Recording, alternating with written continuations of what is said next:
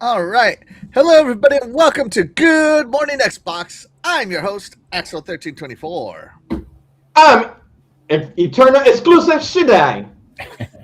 Not Fastback 6768. What's up? What's up? Hey, Good morning. real quick, should I? So I saw you have your Hellblade shirt on, Yes. right? And just this week, my Hellblade 2 vinyl came in, right? And it's What? even got like Nice. more stuff in it. Nice. And yeah, I'm so happy that this came in. And Now I I was want listening to one. the first record last night when I was planning the show, and I'll listen to the other record today. Now I want one. Yeah, at least records they got them. Mm. They got them. But pause the show because we got our first super chat of the day. Give me 1 second here. Let me pull it up. Shout out to DE. Thank you so much for being the super MVP. Appreciate you. Thank you so much for these $10. Shout out to you. He says, "Good morning, Axel and friends. Best part of waking up is GMX in the cup." Thank you, Steve. Nice. Did I do the song right? The Folgers song? Yeah, it sounded. Yeah, you were on point. Yeah. Shout out to DEO for starting us right with a $10 super chat. DE, I'll put this back up here in a minute because we got other people to say hello to. Shout out to Doggy Dog 420. Thank you so much for being here. You are the real MVP, buddy. Good morning, doggy. Nate G is in the house. Thank you so much for being here. You are the real MVP. He says, hello, good people on YouTube. Hello. Stanley Francois is in the house. Thank you so much for being here. You are the real MVP. He says, yes, sir, GM. I think he's supposed to say GMX. And what's happening, y'all? We are Xbox. Absolutely, we are. We are. Already just said getting to that. Or good morning. Yep. Yeah. So while I leave this up here for a little bit, Shadai, what have you been playing this week? I have been playing Stalker 2, and yesterday I tried Kiln, the game. I tried it yesterday for 3 hours. Nice. Oh, nice. That's a good try. What'd you think? Actually, I see what they're doing. It's very fun. It's fun, very creative. So you can create whatever pottery you want.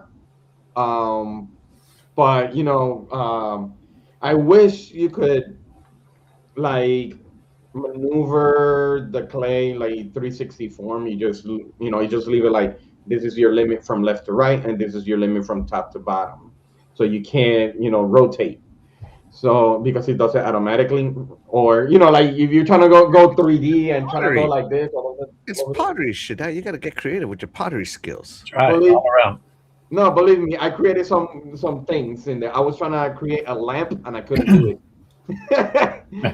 Yeah, I couldn't do it. I'm like, oh, that's fine. Yeah, it's fun. Yeah, you are not a pottery person. I don't know. What do you call someone who makes pottery? A potter? No, I call him Harry. No, it's actually fun. It's really, really, really fun. And Yeah. also, yeah, those are the only two games that I've been playing lately. Nice.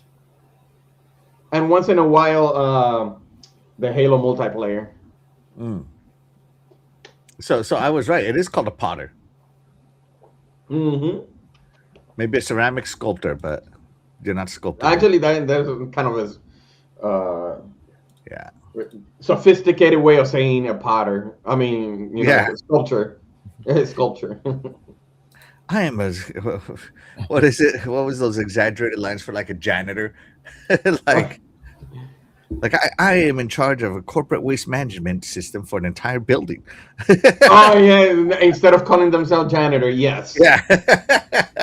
Now the only thing that I want to create from clay is the statue of David, if I could do it. Yeah.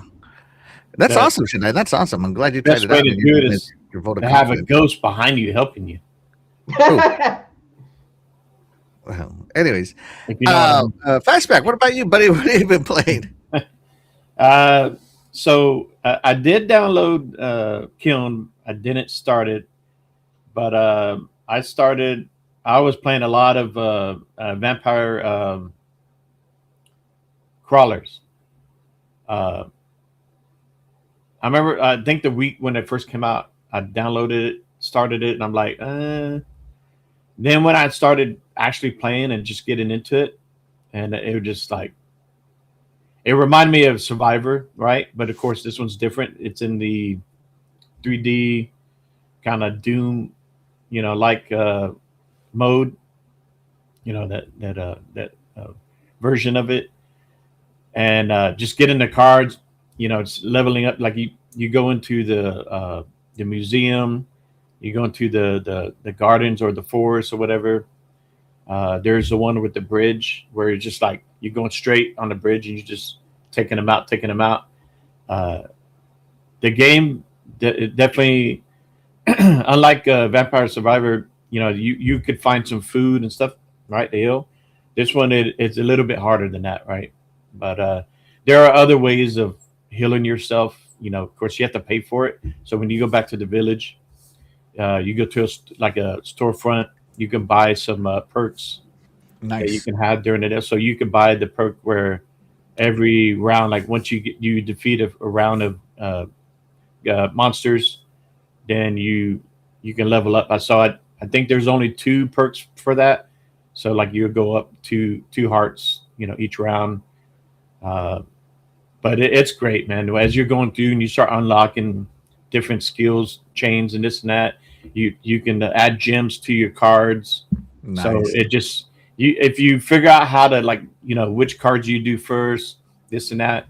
Yeah, it's awesome, awesome game. I think I've unlocked several levels. I think in the museum I'm on the third level. I think on the forest, it is tough. And then like remember the characters, the supporting characters that you Hmm. can have with you to help. You can pay for them. Like you go into a bar and you go, you I'll go hire him as mercenaries or hire them. something. Is yeah. So Nice. that's kind of cool. And of course, throughout the game, you have some big bosses, and then you unlock some of those characters too, so they're available for you to buy. And then I went back into Grounded 2. There's been a couple DLCs in there. So when the DLC, the second big DLC came out a while back, I did that. I played that on one of my buddies from work. A group of us got in, knocked that one out. Now a new DLC is there with some kind of like a horny toad, a lizard boss. So, so, but a lot of that stuff I did on their server, right? Mhm. So yeah, this time around, I'm like, all right, let me go back to mine. Start going and unlocking some of this stuff because you don't. Unfortunately, what you do in someone else's host uh, deal doesn't carry over to yours, right? So I kind of wish it does. I've never But liked that. I want my own save. I I've know. never. Well, Yeah. I mean, I know a lot of people want that, but for some reason, I never have. it'd be like if they give you that option because, or bring over some skill points or something. I know, like State of Decay, you can be in someone else's deal, Yeah, yeah. but you do carry over some stuff. But I mean, that's all right because I when I did it myself, I have a lot of stuff unlocked. I have some pretty powerful weapons, so it gives me a good start to go in there and Yeah. unlock some of that new stuff. So other than that, that's been about it. Nice. So I've been playing more Replaced. I am on like chapter 4 now.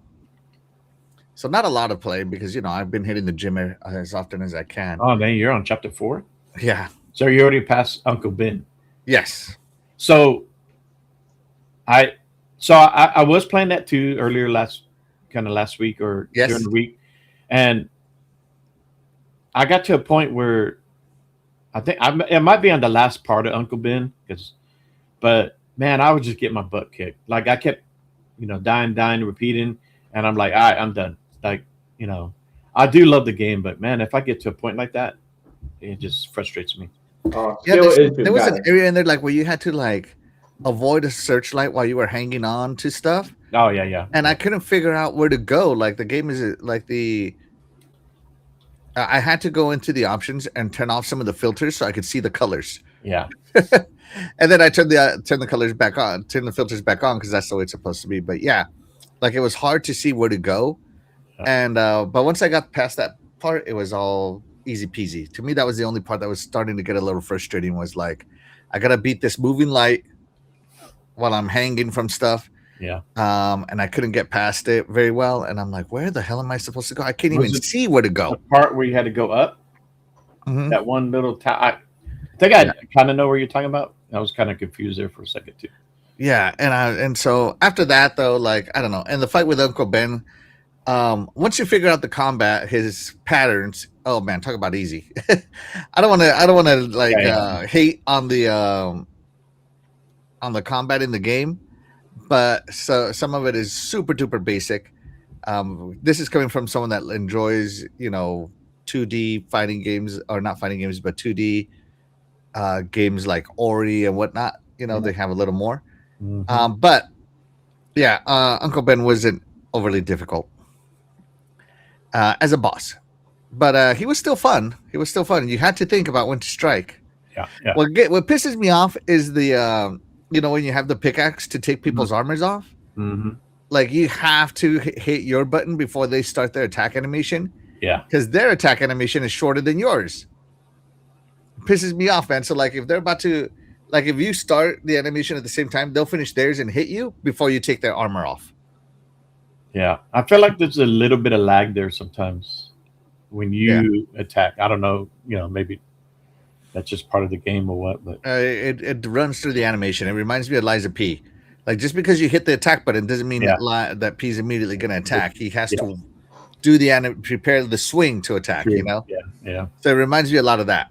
Yeah. So yeah, no. So I did that. Did some Helldivers, of course. Helldivers with my friends this week. And I've been playing some Forza a lot, actually. Like, I don't know why. I'm just like in a Forza, not Forza Horizon, but Forza Motorsport mood, like the online racetrack. I don't know. I've been loving it. So, yeah. Nice. And I played one more game, but I can't remember what it was. Oh, well. Some game nobody cares about. Draft Simulator? No. I did download Albion. It's like an MMO. It's on Game Pass. I was doing the first part of it. It's okay. It's kind of like a top-down view. It's different. I just need to keep playing it a little more. I think once you start unlocking, where you get to a point where now it opens up, maybe get better. But I don't know. It seemed like it kind of seemed okay. I just gotta. After a while, I'm like, and I wasn't feeling it. After a while, just then jump back in the replace. I see crawlers. So. But that's the beauty of Game Pass because there's so many games there that you can try, and of course we'll talk about it more here later. But there's the less of a risk. You're still paying to play these games, but there's a less of a risk instead of buying them outright. So that's right.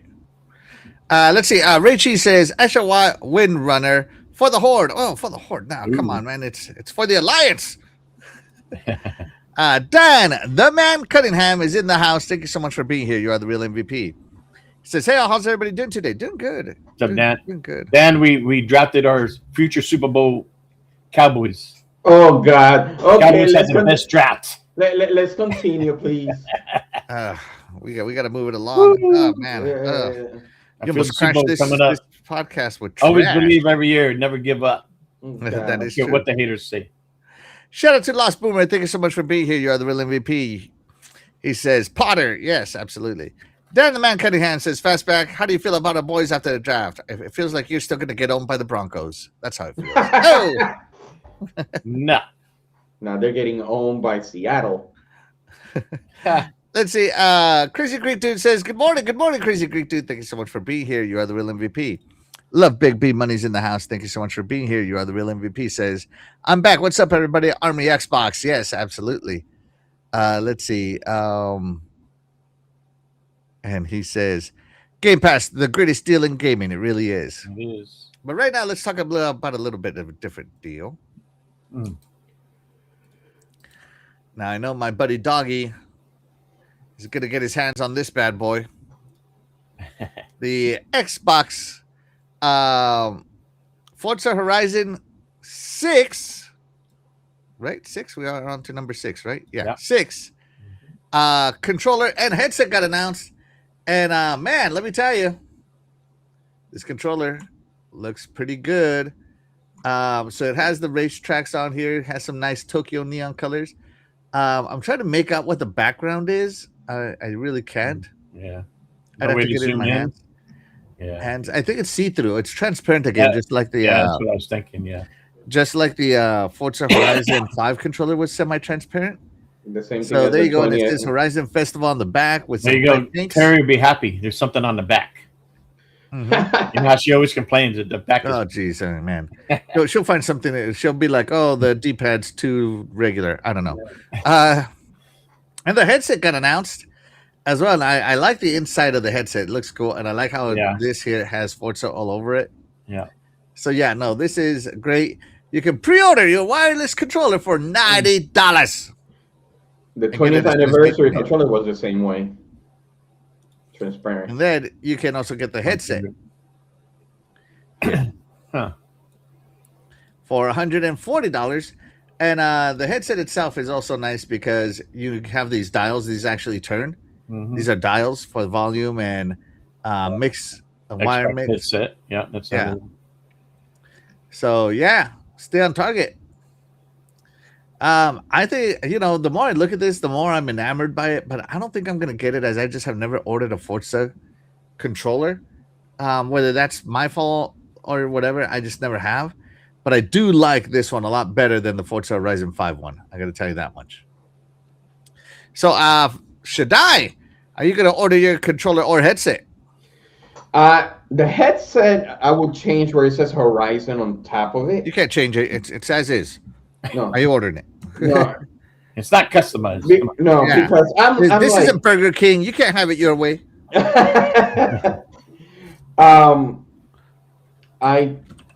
I know I tweeted it. I'm like, okay, it is based in Japan, but at least write Horizon in what is it called, kanji in Japanese letters because it's in Japan.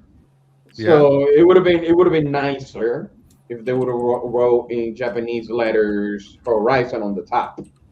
That would have made sense a little bit Maybe more. for authentic. those in Japan, but here in the United States or people who speak English, it makes sense. I mean, Oh, stop it! Just take a picture and chat GPT. no, No. but Yes, yes, it's on top of the head. You don't even see it unless you go like this. So you really need big letters to actually know that it says Horizon. No, I don't care if there's anything up there, anyways, because I don't look at it when I put it on. For me, Ain't nobody gonna care. hey, buddies. Hey, hold on. Shaddai, you have a headset on. Let's see. What do you got on top? Nobody cares because you can't see it. All right. Stop it! Don't care. I'm kidding. What is it? No, I know. It does say something. See, if I leave it like that, you can see it. I still can't see what it says. No, actually, it would have been nice that the tracks would have been around the controller instead of that. Looks like more like scribbles. Like it just went like whatever. So track. no. Like if you want to make tracks, like you said, that is around the controller, I would have done it around the buttons. I would have. Like, I wonder if that's an actual track in the game, Mm-hmm. or did they just I think do? it is. No, I think it is. It got to be.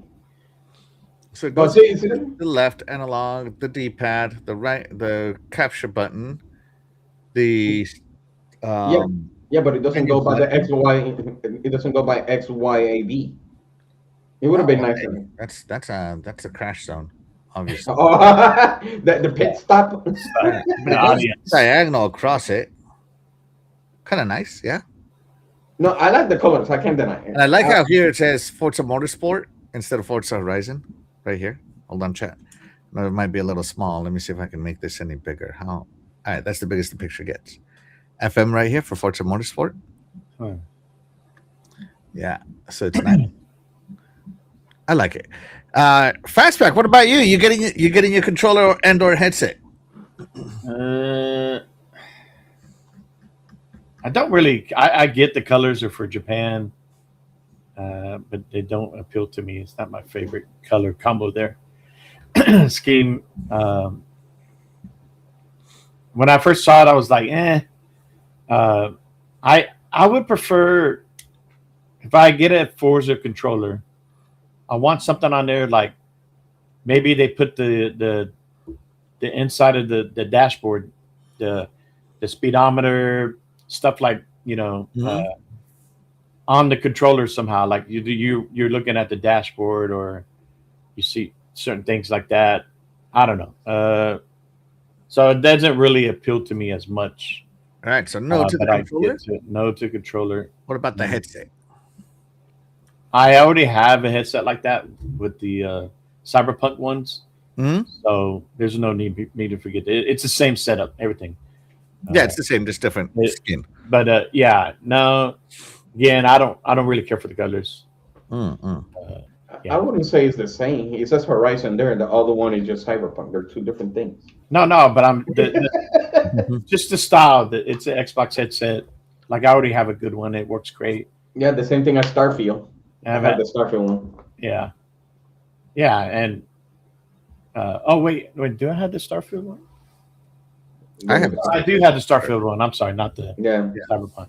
Yeah, and so I like the way it is. So I've bought the Starfield one, I bought the Doom one, but I think this is the first one I'm going to skip on, just because it's $90. Good God! First off, and second off, I just I am a Forza Horizon fan. I'm just not a super fan. I like the game. But unlike my buddy Doggy here, he says, yeah, it's a cool controller, costs way too much, but I bought it anyway because I love Forza Horizon. Yeah, see? Even got the matching charging stand. That's right. It did get a matching charging stand from 8-Bit Dough. An officially licensed matching one, I believe. Let me see if I can find it. Hold on. 8-Bit Dough Forza Horizon. Yeah, that charging stand, I think that is cool. It does you can charge it pretty quick. Yeah, here we go. So it did get a for matching charging stand, which is really neat. So yeah, you get that charging stand with it. Yeah, I think it's super cool. Yeah. It doesn't continue the track or anything.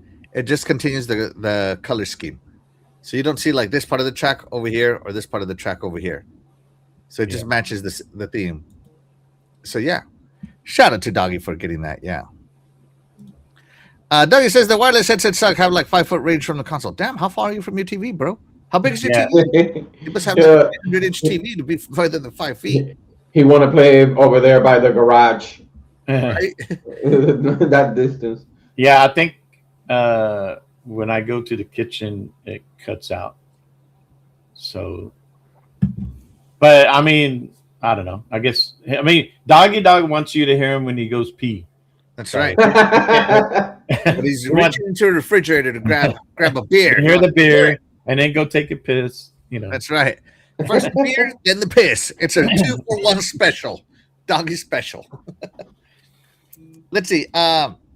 Richie says special edition controllers are a scam. We need easy swappable faceplates. That'd be awesome. That's fun. That one. We didn't get the Elite version because they're about to announce the Elite 3 in June, is my guess. Ooh, that'd be nice. Yeah, probably. Yeah. Daniel says that's probably on a kind of stretch of highway in Japan. Yeah, it could be. Yeah, that could be a highway you race on in the track. Yeah. That'd be cool.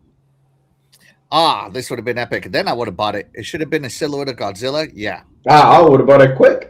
Yeah. It probably would have been more like if they had Godzilla or the what's the other in the game from Gundam, right?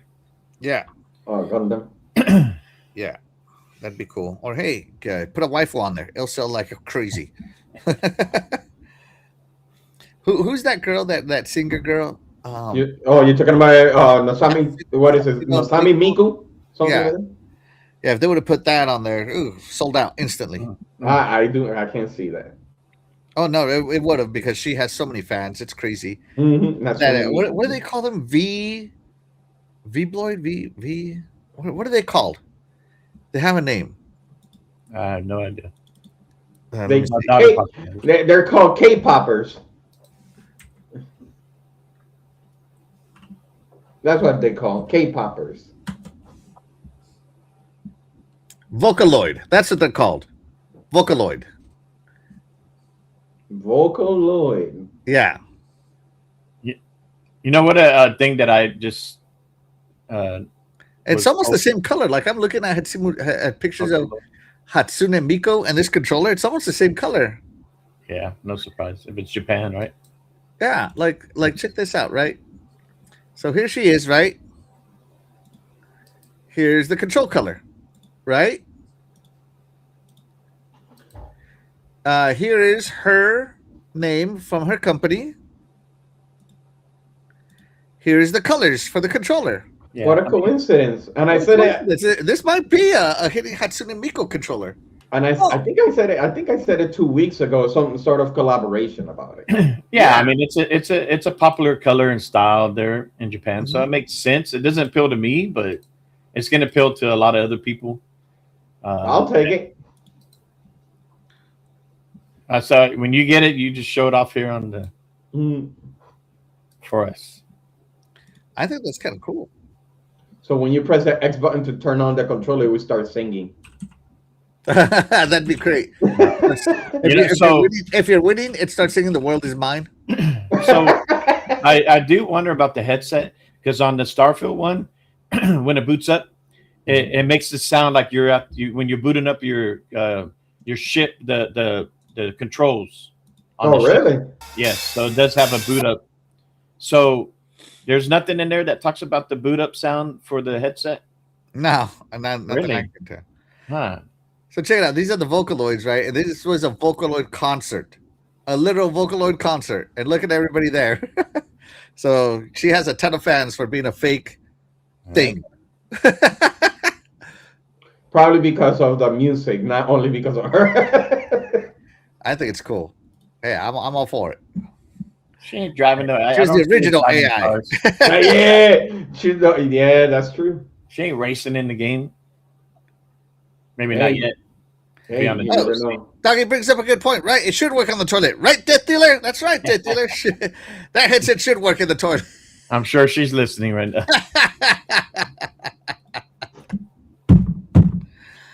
That's great, Doggy. Oh, dang. Where's Death Dealer when you need her? All right, let's move it along. But hey, Shaddai, Yes. you're not buying the controller or the headset. Fastback, you're a no to the controller and the headset. No. I'm a no to both as well. Although I was thinking about the headset. But how does the chat feel, Shaddai? Okay, let's see. Chat, how do you feel? Or are you ordering the Forza Horizon 6 controller or headset? 78% says, nah, I'm good. They said no. They're with me. Thank you. 11% said yes to the controller. 11% says yes to the headset that's going to have Japan in the Japanese letter Horizon. And 0% says yes for both of them. There you go. I'm actually surprised it hasn't sold out. Usually by the time I get to the show, they are sold out. I agree. So it does say the headset does have addition of custom sounds, like the Ooh. Starfield ones. Yeah. So turn on the headset on and off, pairing devices, muting. Will include sound effects, mixing a Japanese V8 engine with the Forza Horizon 6 UI. Nice. So, yeah, that's cool. That almost makes me want to get it. But if it had a Ford Mustang 6768 fastback sound, then I would buy it.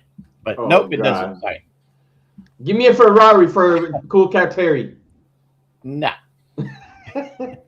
This is a Japanese Forza, and you guys are over here. American Mustang, Italian stuff. No. When I play the game, I'm going to be running my Mustangs all over that place. Wait, Dominated. I will be the Godzilla. You will be the Godzilla. There you go. What was the small cars in Japan? I forgot what it's called. Which small cars? A lot of small cars. The K trucks. The K truck. Yeah, give me one for a controller for K truck. Give me that. I'll buy it. Yeah. Shout out to Apex NYC. Thank you so much for being here. You are the real MVP. All right, let's move the show right along here. Bam! We got some new releases for Game Pass announced. All right, so let's zoom in. Let's talk about some of these. All right, Fastback, you are my Game Pass guy. What do we got here? What is this? What am I looking at? What? All right, so as you all know, Kiln is out now. So if you want to play that, try it in Game Pass. Affiliate I think we saw this at one. It was shown last year. We've seen this a couple of shows. I think this is like a sci-fi. You're out on a planet, like you're an astronaut. There's a mystery to it. Kind of reminds me of Aphelion is the Dontnod game, right? From Dontnod or Dontnod, whatever it's called. That's what I think. I think it's Dontnod. I believe so. But there definitely is a story to it, mystery to it to solve. I am interested in that. All right. And then we have Little Rocket Lab. Little Rocket, yeah. I mean, I don't know how much that appeals to people, but my daughter might like it. It's one of those games where you kind of do a little bit of grinding. You have a community. You got to grind for parts, this and that, and you help in building rockets and you help in the community. So it might be a cool chill game. Yeah, and then we have a game called Sopa, the Stolen Potato, or the Tale of the Stolen Potato. Yeah, another indie game. I've seen that one shown at one point. Yeah, he's basically, his grandma tells him to go get a potato, and he falls into a portal. Yeah, the Magic World of Wonders, and he meets some characters in South America. So it's an adventure narrative game. Of course, we got Vampire Crawlers, which Fastback was talking about earlier today. Yeah, Vampire Crawlers, man, awesome. You got definitely go check that out. That is out. It's cool. If you like Vampire Survivors, it's just a cool, different version of it. Oh, I cannot wait. In the same world, so I really, really do like it. I'm enjoying it a lot. From the Pixel Perfect collection, Final Fantasy V joins us. Yes. Ooh. Yeah. Then we continue getting that every month. Yes. All those. So that's a good collaboration there. Then we have something called Terra of Tech Legion. Let me see what I can find on it. Give me 1 second. Let's see. Where is it? Terra Tech. There we go. Terra Tech Legion. Build the ultimate battle vehicle and rage against the machines in a chaotic bullet heaven builder. Master a deep rock block-based vehicle building system to survive an army of robotic foes driven by crazed AI. Ramming them at speeds and shooting infinite projectiles. Oh, so this is like a Vigilante 8. Yeah. I'm gonna try that out. That sounds cool. Well, what is it? What is the other one called other than Vigilante 8? The Sony one.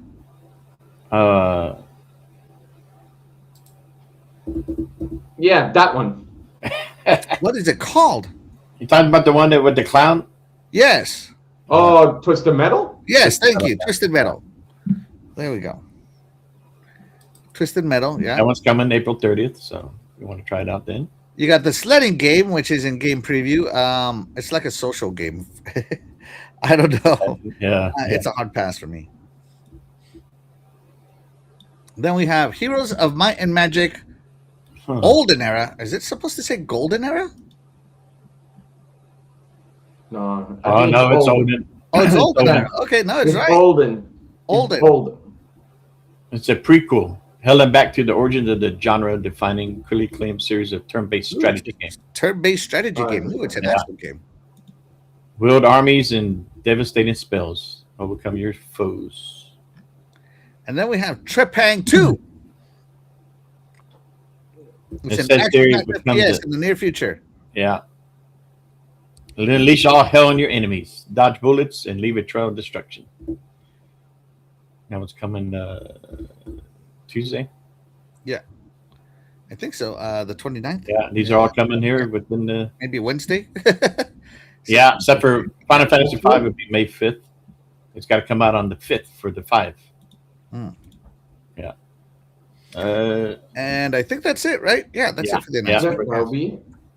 Leaving Game Pass before... If you want to buy it before it leaves, you got Citizen Sleeper. Well, God, I tried playing Citizen Sleeper so much. And I wasn't paying too much attention to the tutorials of the data stuff, and now it's super important, and I don't know what I'm doing. And I don't want to restart. So I'm like, okay, I'm done playing the game. Yeah. But only play Citizen Sleeper if you love tabletop D&D reading. Yeah. Just letting you know. Creatures of Ava is leaving. Endless Legend 2. It's a great game. It's weird because first they say Dragon Ball Xenoverse 2, but then they crossed it out, so maybe it's not leaving. Mm-hmm. Endless Legends 2, Goat Simulator, and then Goat Simulator Remastered. Oh, okay. Hunt Showdown 1896, NHL 24, EA Play. And then don't forget Revenge of the Savage Planet. Go, you can get it for 20% off. Go support the dev because somebody from that development team was a little bit dramatic about Game Pass. Oh yeah. Even though both his games have been on Game Pass. I know. Right. That's actually true. Yeah, he was complaining about no games should be in there day one, but he agreed. He thinks they should be there at some point. But it's like, okay, whatever, dude. Whatever, dude. Go take your game somewhere else. It's funny how he complains after the fact. Maybe after he got the bag. I enjoyed the first one. I have not. Maybe I need to go play this before it leaves because I did play the first one. I enjoyed it. So if you like it, play it, and if it gets out there before you can finish it, I guess you can get it for 20% off. You go. So emotional, damning. How dare him? Yeah, right. Love big money, right? Pobrecito. Yeah. Oh, and Doggy Dog. Oh, yeah, he makes a good point here. I agree with what Doggy Dog says. Give it a second to load onto the chat. That is true. Yeah. He's talking trash about Game Pass. I ain't supporting him. Yeah, that's right. Take your game somewhere else, bro. Instead of talking like that, why don't you bring up, hey, go try our game at Game Pass, and if you like it before it leaves, go 20% off. Mm-hmm. But no. It sounds familiar from Moon Studios. Right, look what happened to them. So it sounds very familiar. How good is No Rest for the Wicked doing, by the way? Yeah, I know, right? Yeah. So shout out to Web Dave. Thank you so much for being here. He says, be sure to hit that like button. Web Dave. First off, Web Dave, thank you so much for being here. You are the real MVP. And please do hit that like button. It helps us get discovered, especially in the live section of YouTube where we compete for views. Yes. He is the web MVP. That's right. So last week, we were talking a little something last week about how much would removing Call of Duty be on Game Pass Ultimate. We said around $10. I think they were listening to us. I think they watched our show. Shout out to Asha Sharma. So, that's where they made the decision after our show. She went to check us out. So Xbox Game Pass Ultimate price update. So starting today, Game Pass Ultimate drops from $30 to $23. Game Pass PC will also drop from $16.50 to $14. But future Call of Duty titles won't join Game Pass Ultimate or PC Game Pass at launch. So last week, I remember saying this. How much do you think Call of Duty is worth? And we all said around $10. So we missed the mark. We overbid. Sorry, Bob. None of you guessed the price. Well, we were like between $5 and $10, I think. Yeah. And so we hit $7 is what it was worth. Right? And it's so Call of Duty's coming out. So they'll be coming a year later. So they're giving us the Game Pass Premium editions. Well, Call of Duty titles that are already there will stay there. But yeah, okay, thanks. I'm not a Call of Duty player, but it kind of upsets me because the whole point of Ultimate was to get everything day one from first party studios. So it kind of messes with my brain. Even though it doesn't affect me, it messes with my brain. Yeah. Right? Yeah, I don't play Call of Duty, so it doesn't matter to me. In my opinion, this is the beginning of starting to take things out of Game Pass. I can already start seeing no day one titles anymore in the future. Because this is Microsoft, man. Like, when they said, only 4 games are coming to PC, only 4 games coming to PlayStation, suddenly every game's coming to PlayStation. Right? That's just the way Microsoft is. Well, if they do it once, they'll do it again, even worse. And so now they're taking Call of Duty out. And if they do it once, they're going to do it again. Something else is going to be removed day one. Trust me. This is the beginning of the gutting of Game Pass Ultimate. And it's just, and I know this because I know how Microsoft's been for 30 years. I know how they are. Okay. So just start expecting it. Just like I've always been all about exclusives, but I knew once Phil gave that announcement of only 4 4 titles and don't expect all of them. Well, guess what happened? Now don't expect any exclusives. It went the other way. Well, So, yeah. at the time, that was probably a true statement. No, it But wasn't. but no, I'm saying that if he's gonna say that in the public, remember these guys cannot lie, right? But You cannot lie if you can't prove it. but But trust me, there's no way Indiana That was- Jones suddenly got a port a month before it launched and been like, "Oh yeah, we were never working on Indiana Jones for PlayStation before." Yeah, you were. Yeah, you were.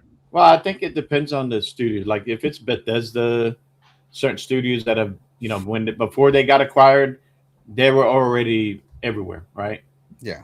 And it's just And I one mean- of those things where Hmm. if they were already working on it, you already spent a lot of money on those games. Why, Nah, it just depends. It's and it, like- it's so atrocious that they had a guy on Xbox wearing a PlayStation shirt for Halo.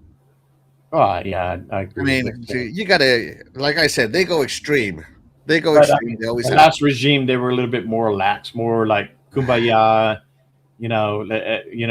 If you play where you want.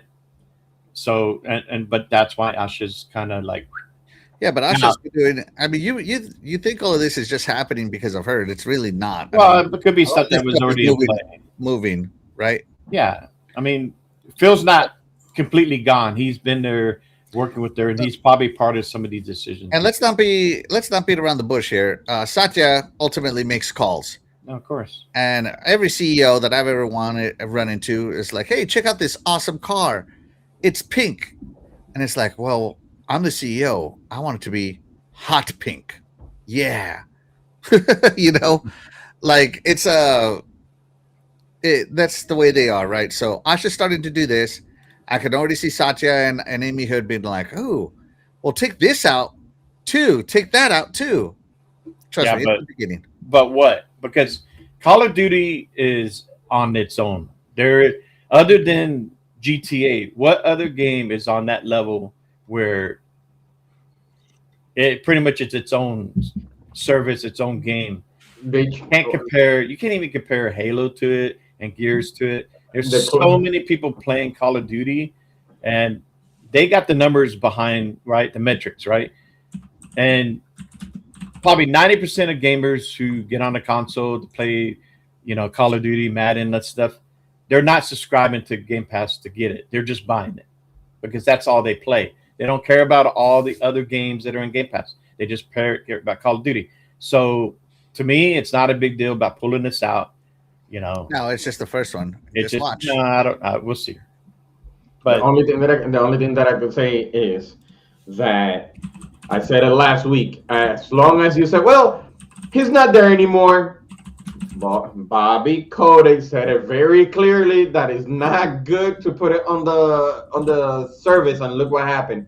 It's doing the same. Oh God, you might as well go kiss Bobby Kotick's. But You are so. hey, I hate that guy so much. If That's fine. that guy That's fine. told me to but drive safely, I would drive recklessly just to be against him. you can go against him, but as business mentality, he was right. Whatever happened. But when it comes to business wise, he was correct on that part. But this is nothing. But I think the second one that is big that everybody's mentioning, if they remove this one, they're thinking more of Elder Scrolls 6 that is coming next, which is a big one. So I don't know. I play Call of Duty more for campaign than multiplayer because multiplayer should have been, free because that's the moneymaker. But this is nothing. And by numbers, because I go more by action than numbers, but let's go by numbers. Don't they make $5 billion with the service only by itself, the Game Pass? So why they want to gut it out when they're making that much money? They're just gutted out one game. They're gonna buy it anyways, whether it's on the service or not. They're still gonna buy it. yeah, I don't know because if pulling it out, if it was a major effect to Game Pass subscription and pulling it out, then they wouldn't have done it. But if they see the numbers and they probably see they got more people buying it, playing it than being in Game Pass and playing it. So, And one of the articles said, and I sent it to Dirk Griggity, shout out to him, that they were losing $300 million by putting it on Game Pass. So I know they want to regain it back. yeah, it's just one of those games. I can't see them doing that for all the other first party games. It just depends on what it is. It's got to be a huge seller. Is, man, you are lying to yourself. Microsoft is always start with a small adjustment, watch the reaction, and then scale it into a whole full blown. No, I get what you're saying. It's That's the same how thing. they What are. happened with Zoom. It's the same thing that happened with Zoom. I get it. But the thing is that I'm not trying to be okay. I know you're gonna call it blind anyways, but what happens if this one is a little bit different than any other year?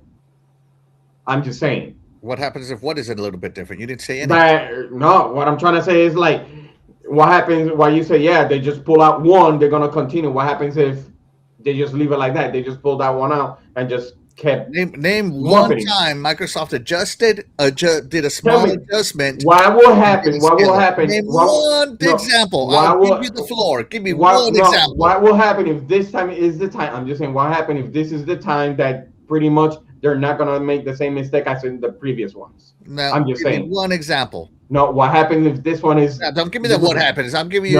See, no, I don't care. What happens if this? What happens if that? Okay, yeah, sure. No, I'm just saying what happens. I'm not saying whatever, because if it happens again, that's fine. How's that?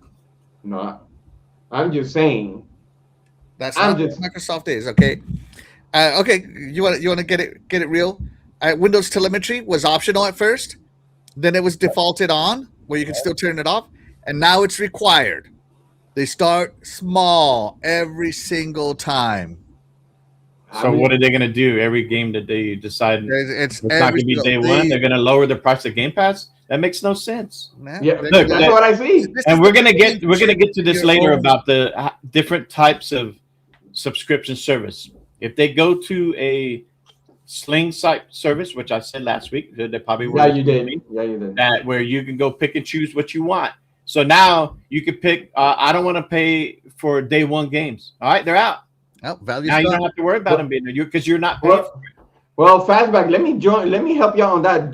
Didn't they mention that it's like create your own subscription that you could add World of Warcraft and all that? Yeah, because they mentioned that, which is equal to what you're saying. I can see them doing that. So why complain about games that are not in it? So you choose what you want, you pay what you want. You don't want day one. There are people here since day one they didn't care for day one games because I buy my games. Right? Okay, that's fine.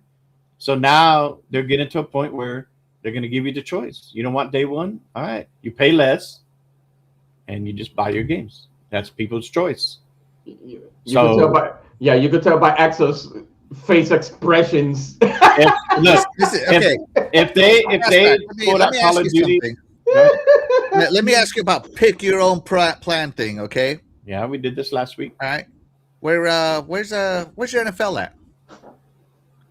Wait, how many plans do you need to pick to play your NFL? I know that is a complaint.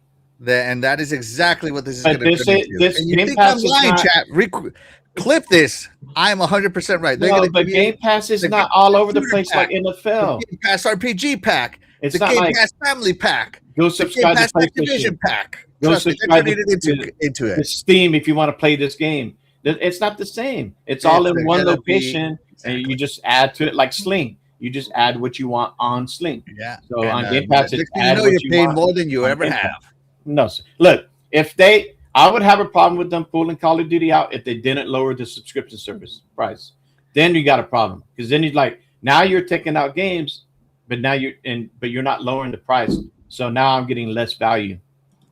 So now they took out the Call of Duty, they lowered the price. Now the value is still there with what is in there. Now, and once that year passed, that they removed that Fortnite crew crap and the Ubisoft Classic, it would have been cheaper. Lower the price again. They're gonna lower the price again. No, this is the sports channel moment that cable TV was back in the day. I'm telling you, it's gonna become like, oh, your HBO plus sports plus ESPN package crap. and it's going to turn into that. Trust me, you're going to get like Game Pass, RPGs, all these little genres. They are going to nickel and dime us. Trust me, they're a corporation.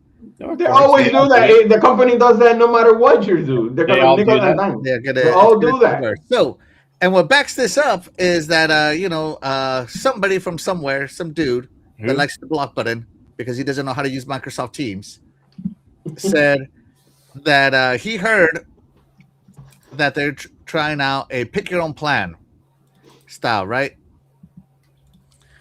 So they want to package it and decide to bundle it a bit like a mobile phone plan, but really it's more like a cable TV plan in mind, Yeah. right? So right now, Ultimate includes access to day one games, but not all of them anymore. Xbox Cloud Gaming, EA Play, Ubisoft Plus Classics, Fortnite Crew, Game Pass perks, and bonus Microsoft reward points. Imagine all this now being separated and packaged up, right? And all that good stuff. So it's just the way it's going to be. They're going to have, essential plus these bundles plus that bundles. It's this Ultimate that included everything is basically going to turn from like when you add when they restructure this and see these bundles. Trust me, that Ultimate is going to be way more than $30. Think $50. Well, that's the gamer's problem. That's their choice. Yeah, that's the game. But they need to make it to where if you add it and then you don't like it, you don't want it or need it, then you should be able to click on it to remove it from your subscription service. That's how Sling is. That's how you give people the choice. It's funny you say that because they had a poll on here saying which features are you willing to lose to make Game Pass cheaper. Everybody voted for Fortnite Crew, over a quarter of them. Mm-hmm. But they didn't do Fortnite Crew. What they do? This is what the people want to get rid of. Yeah, but that's just one poll. You can't sit there and say all these polls. There's been a lot of polls, right? And I think the majority that we've seen in our circle has been Call of Duty, right? In the poll, Call of Duty was in there, and they didn't get the most. Maybe people wanted to get rid of Fortnite Crew. You're talking about but supposedly Fortnite Crew have a one year contract, and they couldn't remove it. 10,000 votes.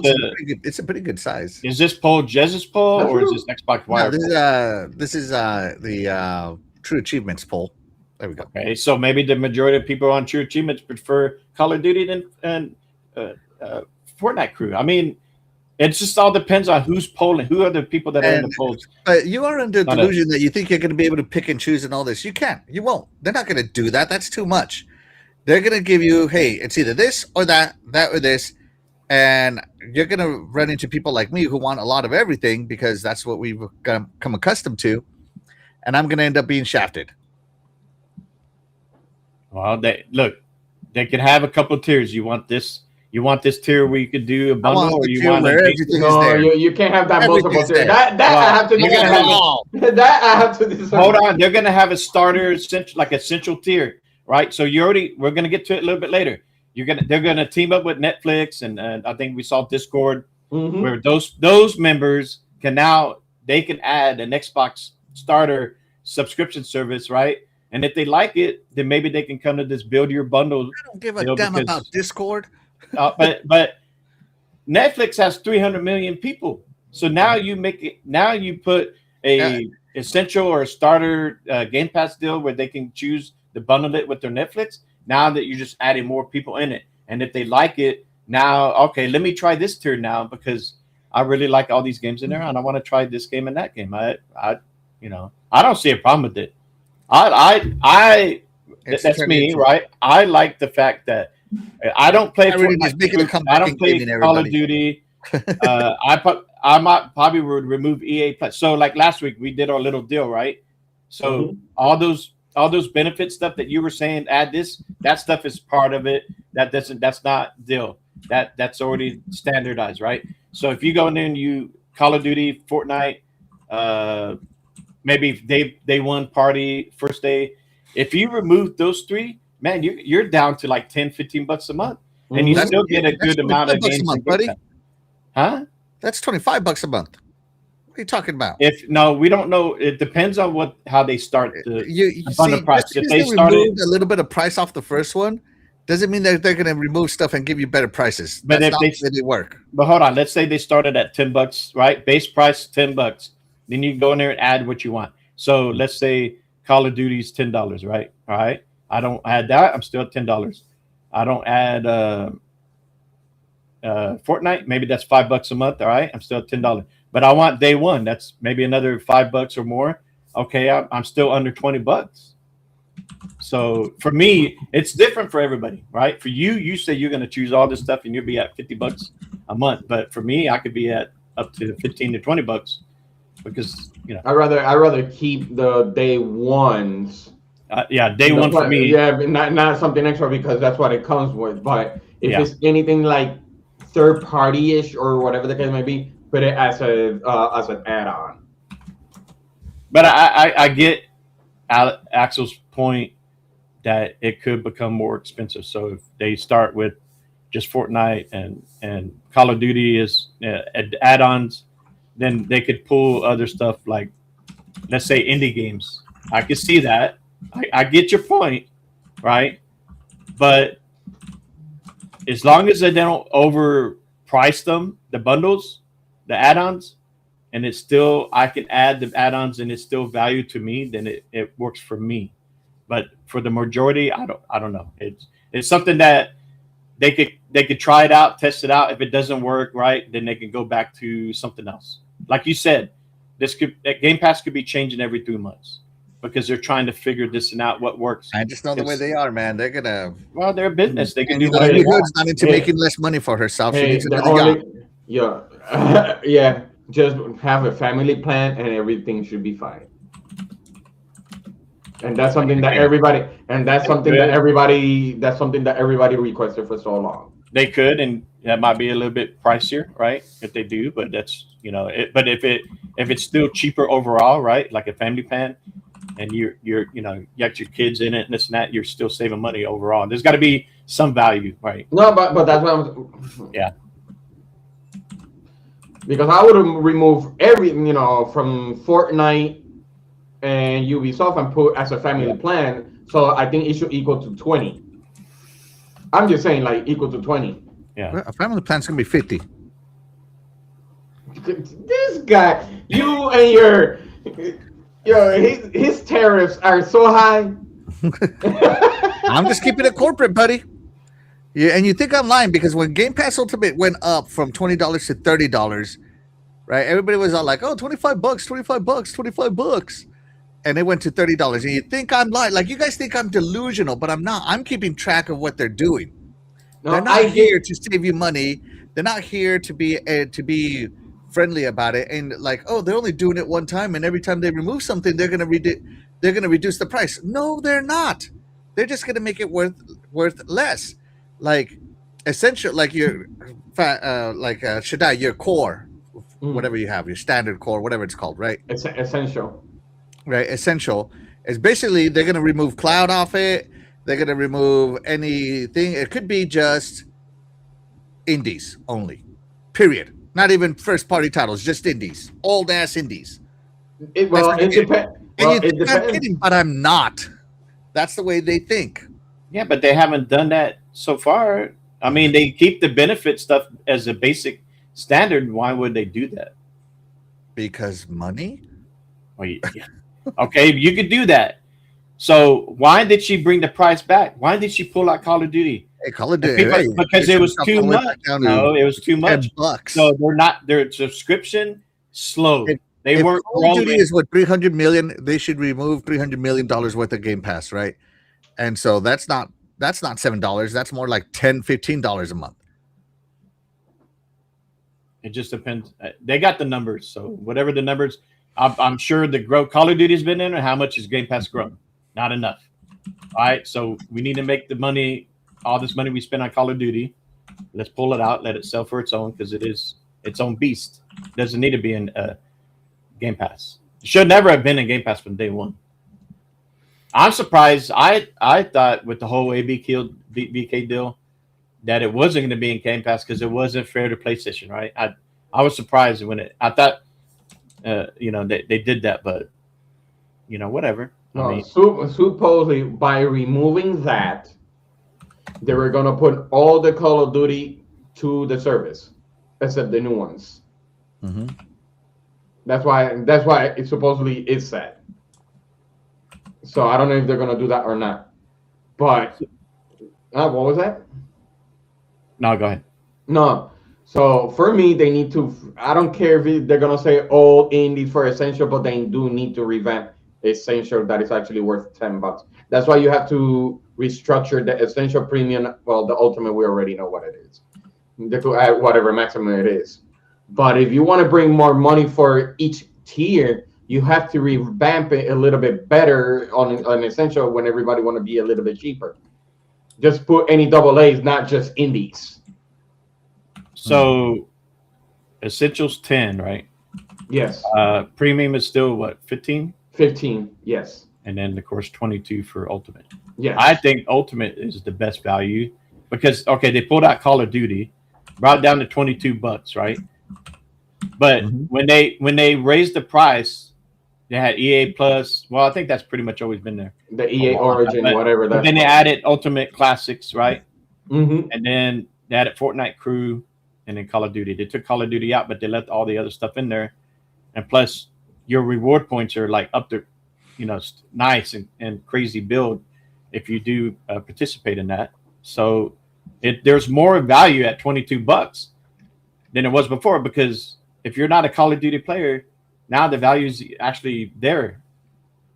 And it's not far off from what you were playing originally before they increased it to $30, right? I'd rather go for the cheaper way. I'd rather go premium and have an add-off Call of Duty, and I'd still be fine. And have what? Adolf Call of Duty? Is that what you said? No, I say I'd rather have premium and have an add-on with Call of Duty, and I'd still be cheaper. Maybe. But for essential, just have double A games in there. Yeah, no, I like I said, I know the way they are. I ain't voting in your poll. You don't got to. No.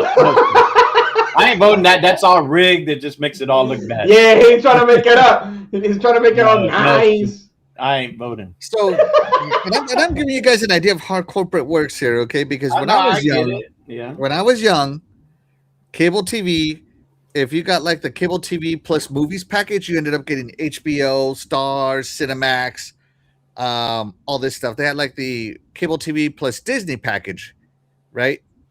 And so then they added the sports package, and then they added the I don't know. They had like a Turner package where it was all the Turner networks.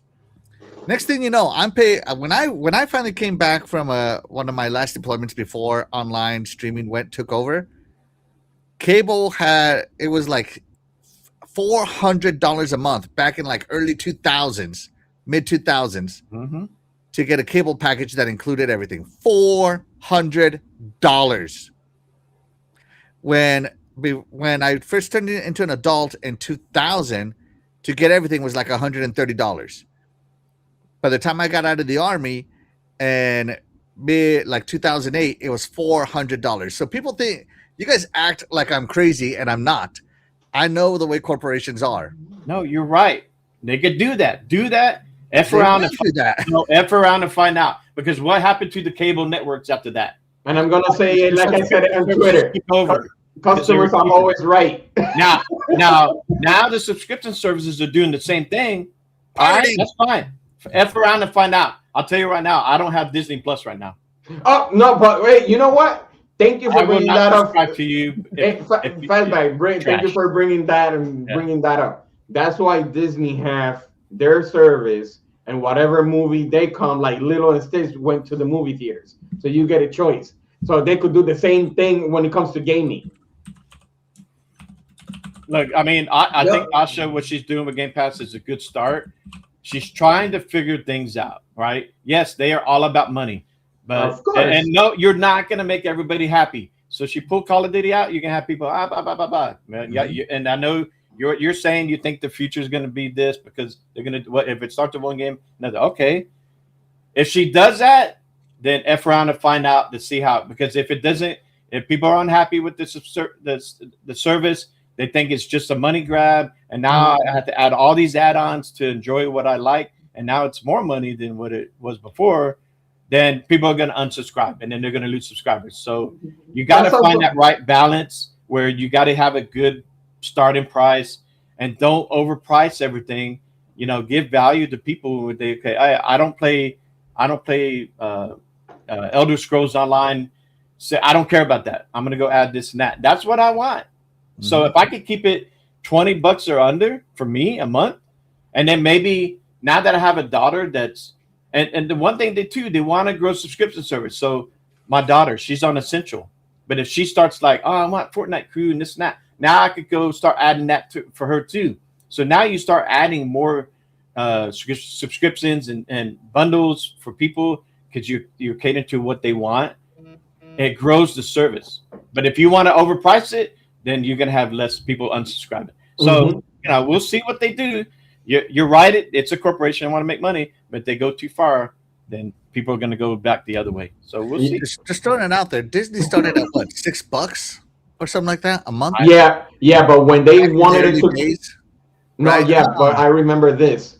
I think and now Moana. it's $20 a month. And then if you do the whole bundle, Disney Plus with Hulu and HBO Max with no ads, it's $32.99 a month. And another thing, remember, Amazon, when they said if you are Amazon Prime, no ads ever. Anybody remember that commercial? No ads ever. Well, at the time, whoever's in charge. At the time. Everything changes when you get a new boss or blah, blah, blah. That's true. Advertisement money is Amazon sponsorship Plus money speaks louder than consumers, right? Hey guys, I know, I hear you. No, and I remember Disney Plus, and they added, I think it was Moana for $30 because it was gonna release on the theater and on the stream at the same time. Oh, you're right. That's right. That was bananas. Yo, everybody. What if we get Game Pass, right? What if we get Game Pass Ultimate? But if you want the day one title, it's $30 instead of you don't get no more day ones. But if you want to play day one, it's $30 per title. Thank you, Shaddai, for giving us that nice shaft idea. That was bananas. You could go to the movie theater, but at the same time you get $30, so it was like triple the amount of money than going to the movie theaters. I'm like, that is bananas. That was bananas. Right, and that obviously went down the drain because nobody did it. But around and found out, Disney F around and found out they don't do that no more. But that's what I'm saying. Look what's happening in the NFL right now. You want to watch this game? Go to Prime. You want to watch this game? Go to Netflix or YouTube. Well, now the government's getting involved, and now they're going to do something about it. Maybe I don't know. Until they get lobbied and then they're like, oh no, it's okay. But we'll see. I mean, we all see it a certain way, and I want to sling because I like sling. Like I used to have Fubo, right? So I will jump around. If I don't like a tier, one thing that pisses me off about subscription services, the streaming stuff. If I can't watch my Cowboys, I can't watch NFL games because you don't have local TV or something on it, then I'm out. So I would switch. Sling is like that. You have to have a satellite deal, blah blah, hooked up right to local, and they don't really have a good NFL deal. So I would switch to Fubo because Fubo had a good local and NFL I could watch. So, but now my brother, what we do is YouTube TV has a good NFL package. So now I go in with my brother on their family plan on the NFL package for YouTube TV. So when NFL season starts, I jump in that with them, turn it on, watch my football there. So there are ways around it when certain subscription services don't have what you want. You find a way, right? So I live in good old Texas, I guess, and I can't watch my Broncos no matter what. I have to pay for like 10 different services. You should be paying for that, sir. Whatever. Listen to this guy. Hold on, let me catch up with the chat because they've been going crazy. We've been going crazy on this, right? So let's just catch up. Shout out to the chat. You guys are awesome. You guys have been going all over the place. Don't vote in that trash poll either. No. Hey, that's a real poll, a real corporation, right? That's a Dan Matrick poll. If Axel was in charge of Microsoft Xbox, man, then y'all be paying like $50 a month for Game Pass. Oh my god. All right, let's see. Rachie says, I never paid above $5 for a Call of Duty game in my life. I played Call of Duty campaign of Black Ops 7. Was I part of that 300 million? Yes. Yes. Thank you. Stanley Francois says, I'm with Fastback. Maybe under old Xbox Phil would bring over other games besides COD. Yep. And shout out to Stanley Francois. Thank you so much. Right. Thank you. Sinceres is in the chat. Thank you so much for being here. You're the real MVP. He says, howdy, folks, and fellow graybeards. That Michael Jackson movie was awesome. I haven't seen it.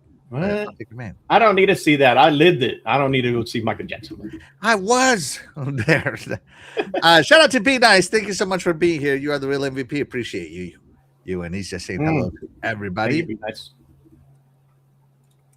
Rachie says, screw Game Pass. I was happy with games with gold. There you go. Stanley Francois. Axel, there hasn't been one example when Microsoft went back on prices, but under Asha they did. Things do change. Okay. I guess so. I mean, Office used to cost $500 to just flat out own it. And now you could get Office for 1 year for $100. So I guess it's cheaper. I guess. So yeah. Third party day one are better than first party day anyway. Oh, Richie. Oh, you're going to be right in my Xbox love. Right here. I love first party, Xbox first party. I love both. This is the rake. It will be. It'll turn into it. Watch.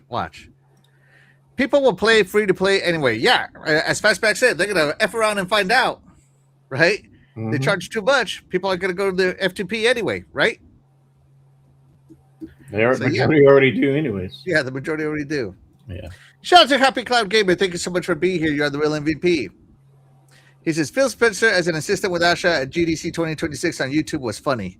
Yeah. I'm going to have to watch that. I didn't watch it. Let's see. Happy Cloud Gamer just resubbed to Ultimate. Yeah, I remember you unsubbed for some reason. I don't remember what it was, but I remember you told us. Well, he might do it now because now it's $22. Let's see. They can't remove Fortnite crew if they signed a contract with Epic. Yeah. Microsoft and Epic are in together. Yeah, I'm sure they got a deal, so they can't remove it. Yeah, that's the one. Call of Duty is their own property, so they don't worry about that. Yeah, I think Call of Duty as a Game Pass is a no-brainer. Yeah. Rachie says Essential is trash, and I trash. No, it's not. Put double A's, and you'll see. Hey, my daughter's on Essential, so it's fine for her. Sincere said, "Oh, hey, Sincere's a man with some common sense is in the chat." How much did you pay him? He's the MVP right here. He says, "I agree with Axel on this point. When they get it to where they want it, the equivalent of Game Pass Ultimate will most likely cost more than it is right now. That tier will be called Unlimited." Testify. How much money did you pay? We need EA Pro on Xbox. Oh, that'd be great. I do like my EA Play. I'm not going to lie. I do like it. That's just because of FIFA. No. The number one thing I hate about Game Pass is how it divided the fan base. Xbox fans and Game Pass fans. There's some of that. Some people are. The thing is, though, Xbox fans are Game Pass fans. Or you got Axel fans. I love Game Pass and I love Xbox. I'm just realistic about the money. I'm here to report the news and give my opinion. That's my opinion. He's trying to give his quarterly meetings numbers. That's what you were doing. Miracle on Ice. Yeah, that's right. I got it this time. Miracle. Oh, nice. Right. Miracle on Ice. Shout out to you. Thank you so much for being here. You are the real MVP. Says, I think maybe a few exclusive may stay on Microsoft devices. The rest will continue to go everywhere. Yeah, that's what everybody's kind of hoping for.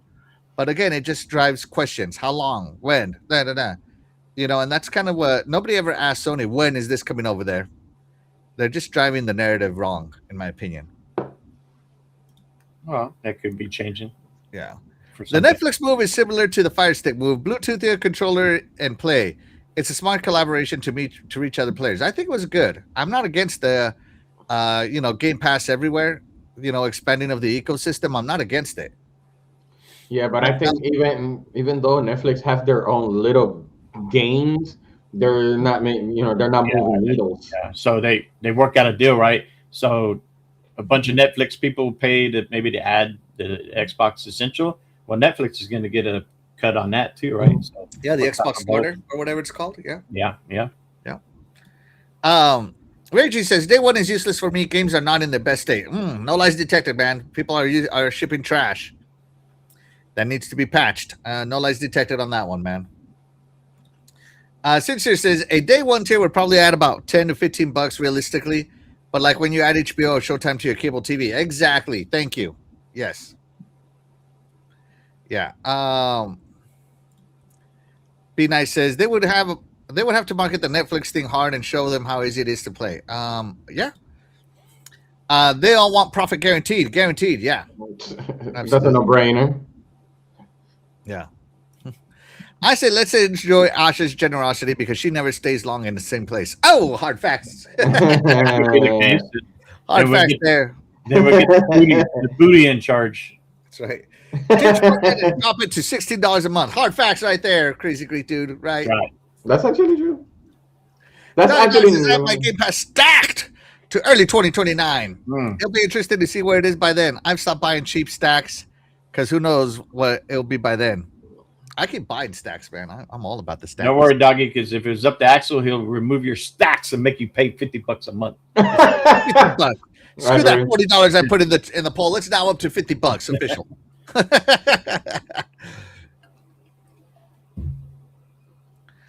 Raichi is still like Game Pass Essentials is trash compared to PlayStation Essential. Bring back games with gold. I didn't. I've never done that comparison. I'll have to look. Yeah.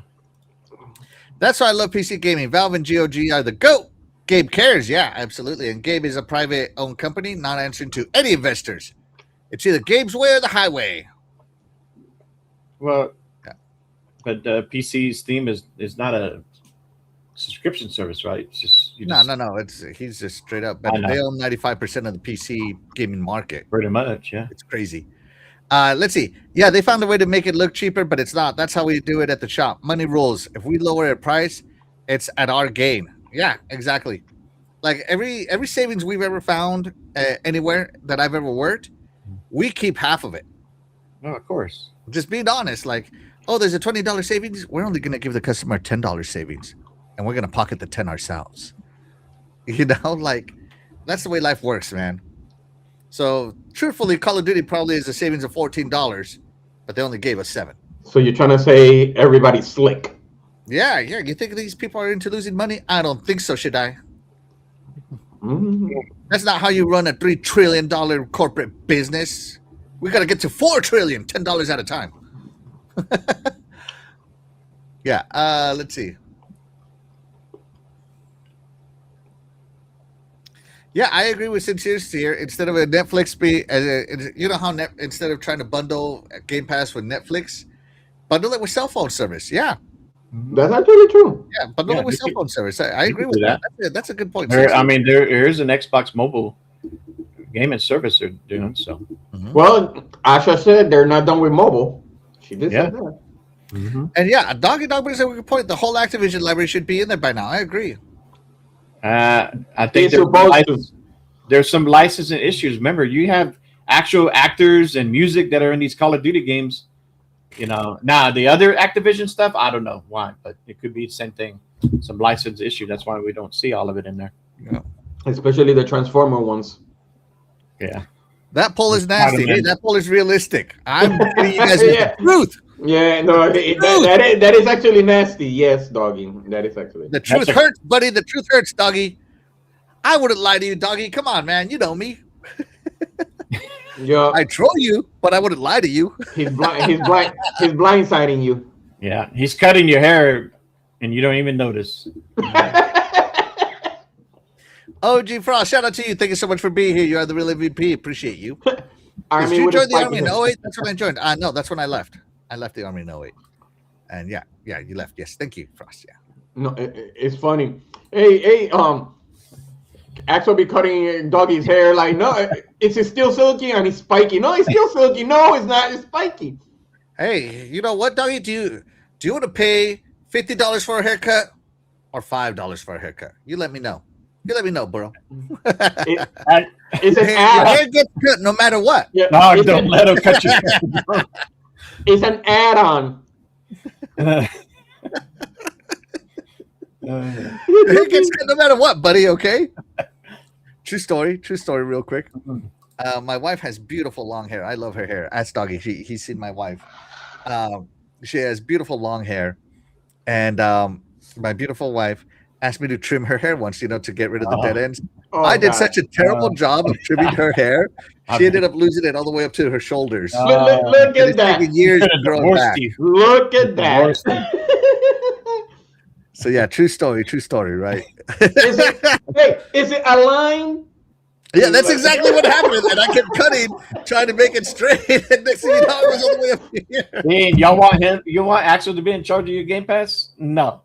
Yo, I'll cut it. I'll cut it no matter what. He literally admitted that he'll do anything just to stab you with extra cost. He's like, well, you subscribe. Don't complain about your haircut. That's right. Axel's pricing scheme is horrible. Not subbing and not voting. Oh man, it's real. It's real, man. Let's see. Let's see. Yeah, Dan the Man says, no wonder people are sharing their subservices passwords with everyone else. Who the hell can afford it, right? Right? Yeah. And shout out to Glitzer. Thank you so much for being here. You are the real MVP. George W. Bush back in the day. Read my lips. No new taxes. Corporate promises right there. Yeah. Yeah, promises. Let's see. Asha didn't say that. Crazy Green Dude says they already have to pay that day one to play day one. Day one is the premium upgrade that was $40, but is now $70. Guess who's staying on the base version of Forza Horizon 6 until a sale for the premium happens? Yeah. That's what it does. Channel members shouldn't have to watch ads on the channel. I guarantee many more people would become members on YouTube channels. You know what? I have to be with Raishi. That happened to me. It showed ads on the bottom of the chat area while you're watching the channel. It was annoying. Yeah. I'm with Raishi right there. Mm-hmm. Even though he's a fraud, but I'm with him. Crazy Greek Dude, do you think the Call of Duty problem isn't Game Pass but could be Warzone? Shouldn't they just make multiplayer zombies free to play and charge $30 to $40 for a new campaign? Yes. Yes. Absolutely. Yes. That is correct. Yeah. And zombies is way more popular than Warzone. That's actually true. Yeah. So like the next Call of Duty, just charge a smaller price for the campaign and let all the online stuff be free to play. But the campaigns are, the majority of people don't play the campaigns. Yeah, So how much money would they make? I would pay $20 for just the campaign, but Yeah, maybe they will. Hey, you know what? If they could make Game Pass more expensive, make that more expensive. Well, how about put the Call of Duty campaigns in Game Pass? And right. That's what we've been saying.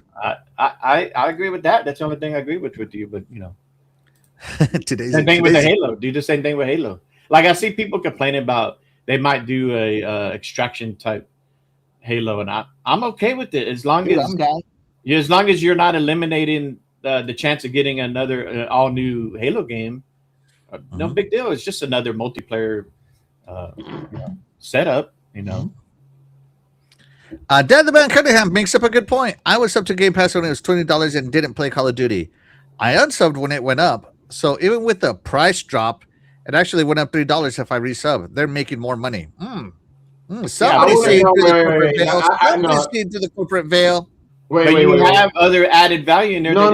Wait. They didn't raise. This is something that I debated with somebody that said, yeah, but it's $3. They added $3 extra. No, they didn't. Yeah, they did. No, they didn't. Yeah, Because if you add, what was it? I think it was Fortnite Crew was $12, and I think Ubisoft Classic is $7. Yeah. So if you added that up with the whatever 15 there was in the past, that's equal to 23. So they didn't raise it. It's just because of the Fortnite Classics. Plus the EA deal too, right? No. Only those two. Yeah, they're separate. But if you add the Fortnite and the Ubisoft, it's like almost like $17. Somewhere along the lines. And I showed that to somebody on Twitter X. Ain't nobody using that crap. It's $3 more. It is not $3. Plus the reward perks too, because man, I've been growing my reward points, and I haven't cashed them in yet. But when I do, By the it'll way, be the rewards have got more expensive again too, because I was saving up to 95,000, yeah. and I'm like, oh, I got there. Yeah, let me redeem 100,000 now. I'm like, you sons of guns. See that I don't like. I So wish they would you at least get, give so us. oh yeah, you get awesome reward points, but Wait, everything else in rewards went up. but hey, Axel, you cannot get upset. It's corporate. They want money, and now they want points. I could get upset. I'm just realistic about how they are. They just need to You- be more transparent on it. Like, hey, we're gonna do this and that. You know. Yeah, that one, yes, that's Yeah. actually true. Let's see, Dog about cutting hair. He says $50. Only cut it like once every 2 years. I got you, bro. Come on, $5. Yeah, you don't want that. He's gonna end up. Hey, let me cut your front, and it's like this. I would love a subscription haircut on haircut a month to keep the look. Yo, not for nothing. That's not a bad idea. That's true. And Dog agrees. Yes, she has beautiful hair. Don't touch it, Axel. Right? Yeah. Dan the man says she trusted you to cut her hair. LOL, she won't do that again. She hasn't since. She hasn't since. No lies. All right, that was fun. That was the fun. military got to cut your hair. So, speaking of Game Pass stuff, Asha says, for years, Xbox and Discord have worked together to make it easier for players to connect, chat, and play across devices.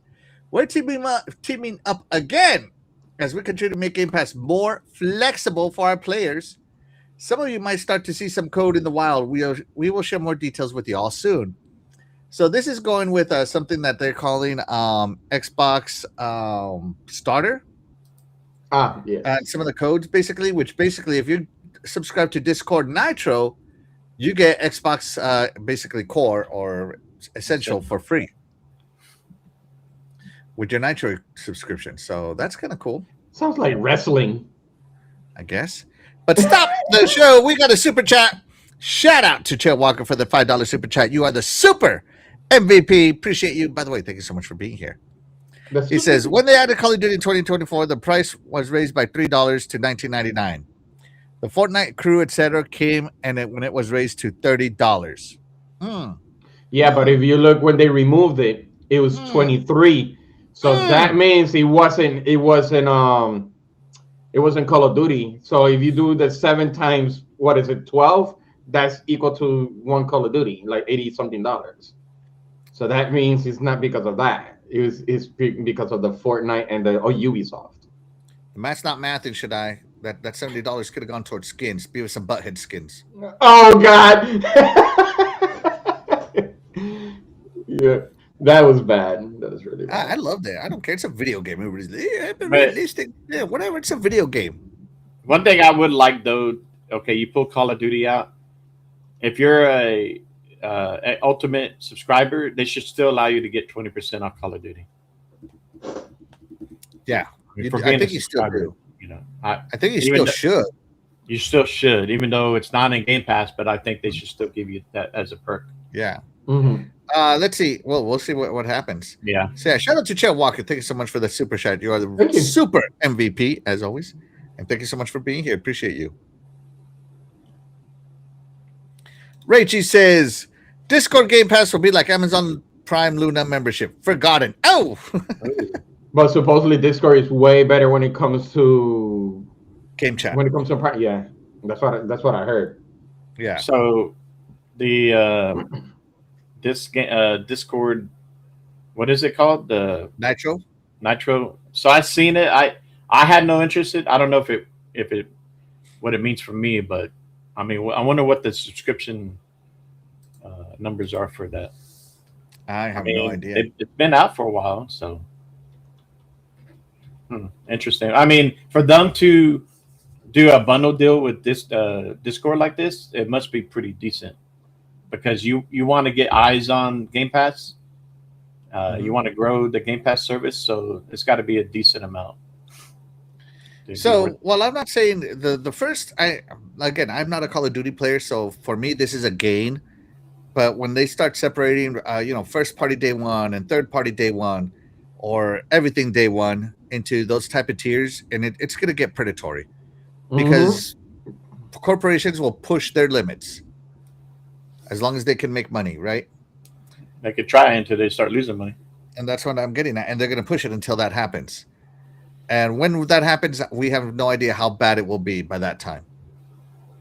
It's just the way corporations are.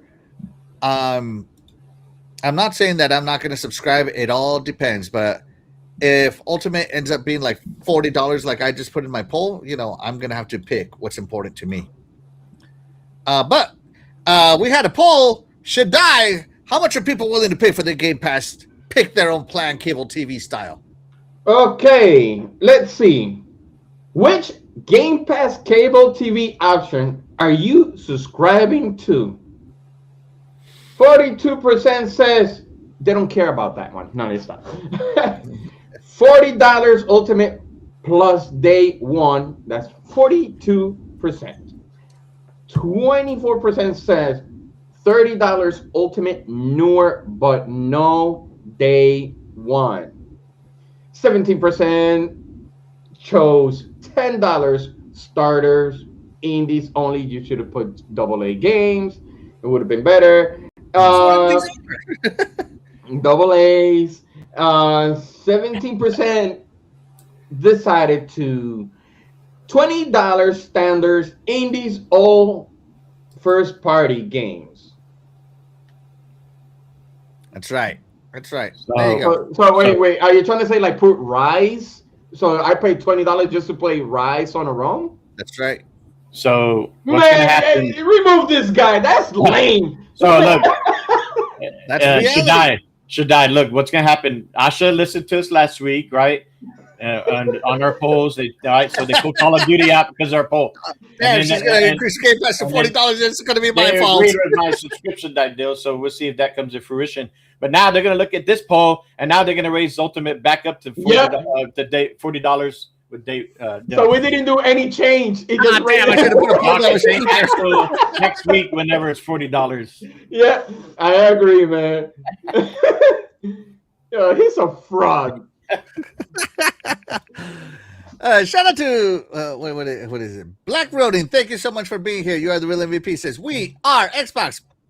That's right. Bam, bam, bam, bam, bam. Is that a song? Let's all pull our money together so we can afford Axel's game subscription service. Yes. Walker's been paying clean, and he's been. We're gonna have to have a community Game Pass subscription service together. There you go. All right, let's calm down for a little bit because that was fun. All right, so I don't know if you guys saw this. Speaking of AA, should I? All right, this is your Game Pass tier right here. So Game Pass had announcements from the ID at Xbox Showcase at IGN's channel, which I think is a terrible partnership, but whatever. That's true. But these are all the games. They've showed 22 games. 22 games. Let's start going through them, shall we? First is there are no ghosts at the Grand. So this is like it looks cool. Don't get me wrong. I don't think there's anything wrong with this game. They showed it with like music one time when they did the reveal, which was kind of cool that the game has its own music.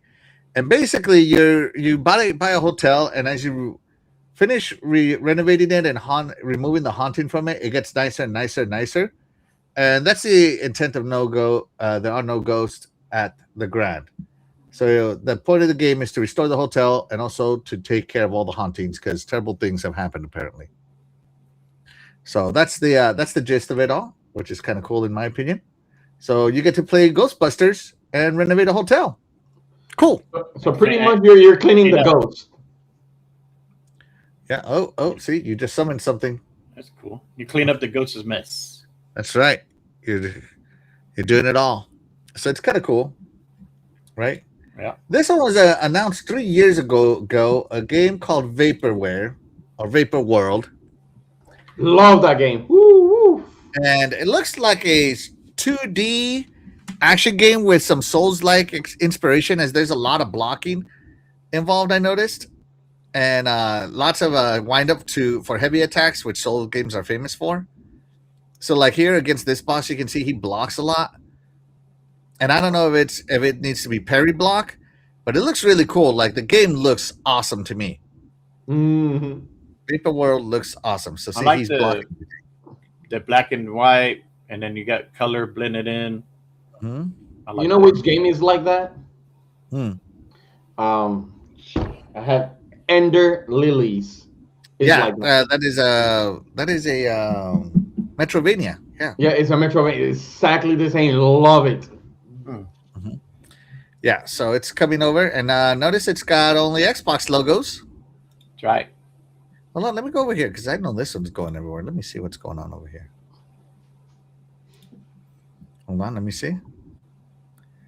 Only Xbox logos. Asha must have been listening to something. Mhm. Let's see what else we got over Yeah, here. but you got to check on the Team Blue. They probably posted too. It's like, I don't care That's about that. fine.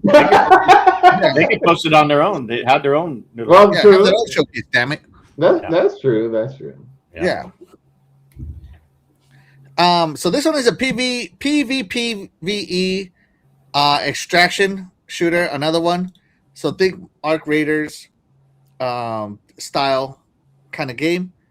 So it's called Mistfall Hunter. I'm all for extraction shooters as long as they're PVE. Yeah, they got I to don't give you that like choice. PvPvE because if I'm fighting monsters and suddenly some jerk ambushes me and takes all my stuff, that pisses me off. That It makes no yes, fun for me. yes. So it looks cool. And if you can see, as you can see right here, hold on, let me go back a little. Shaddai and Fastback, you can see it uses the physics engine.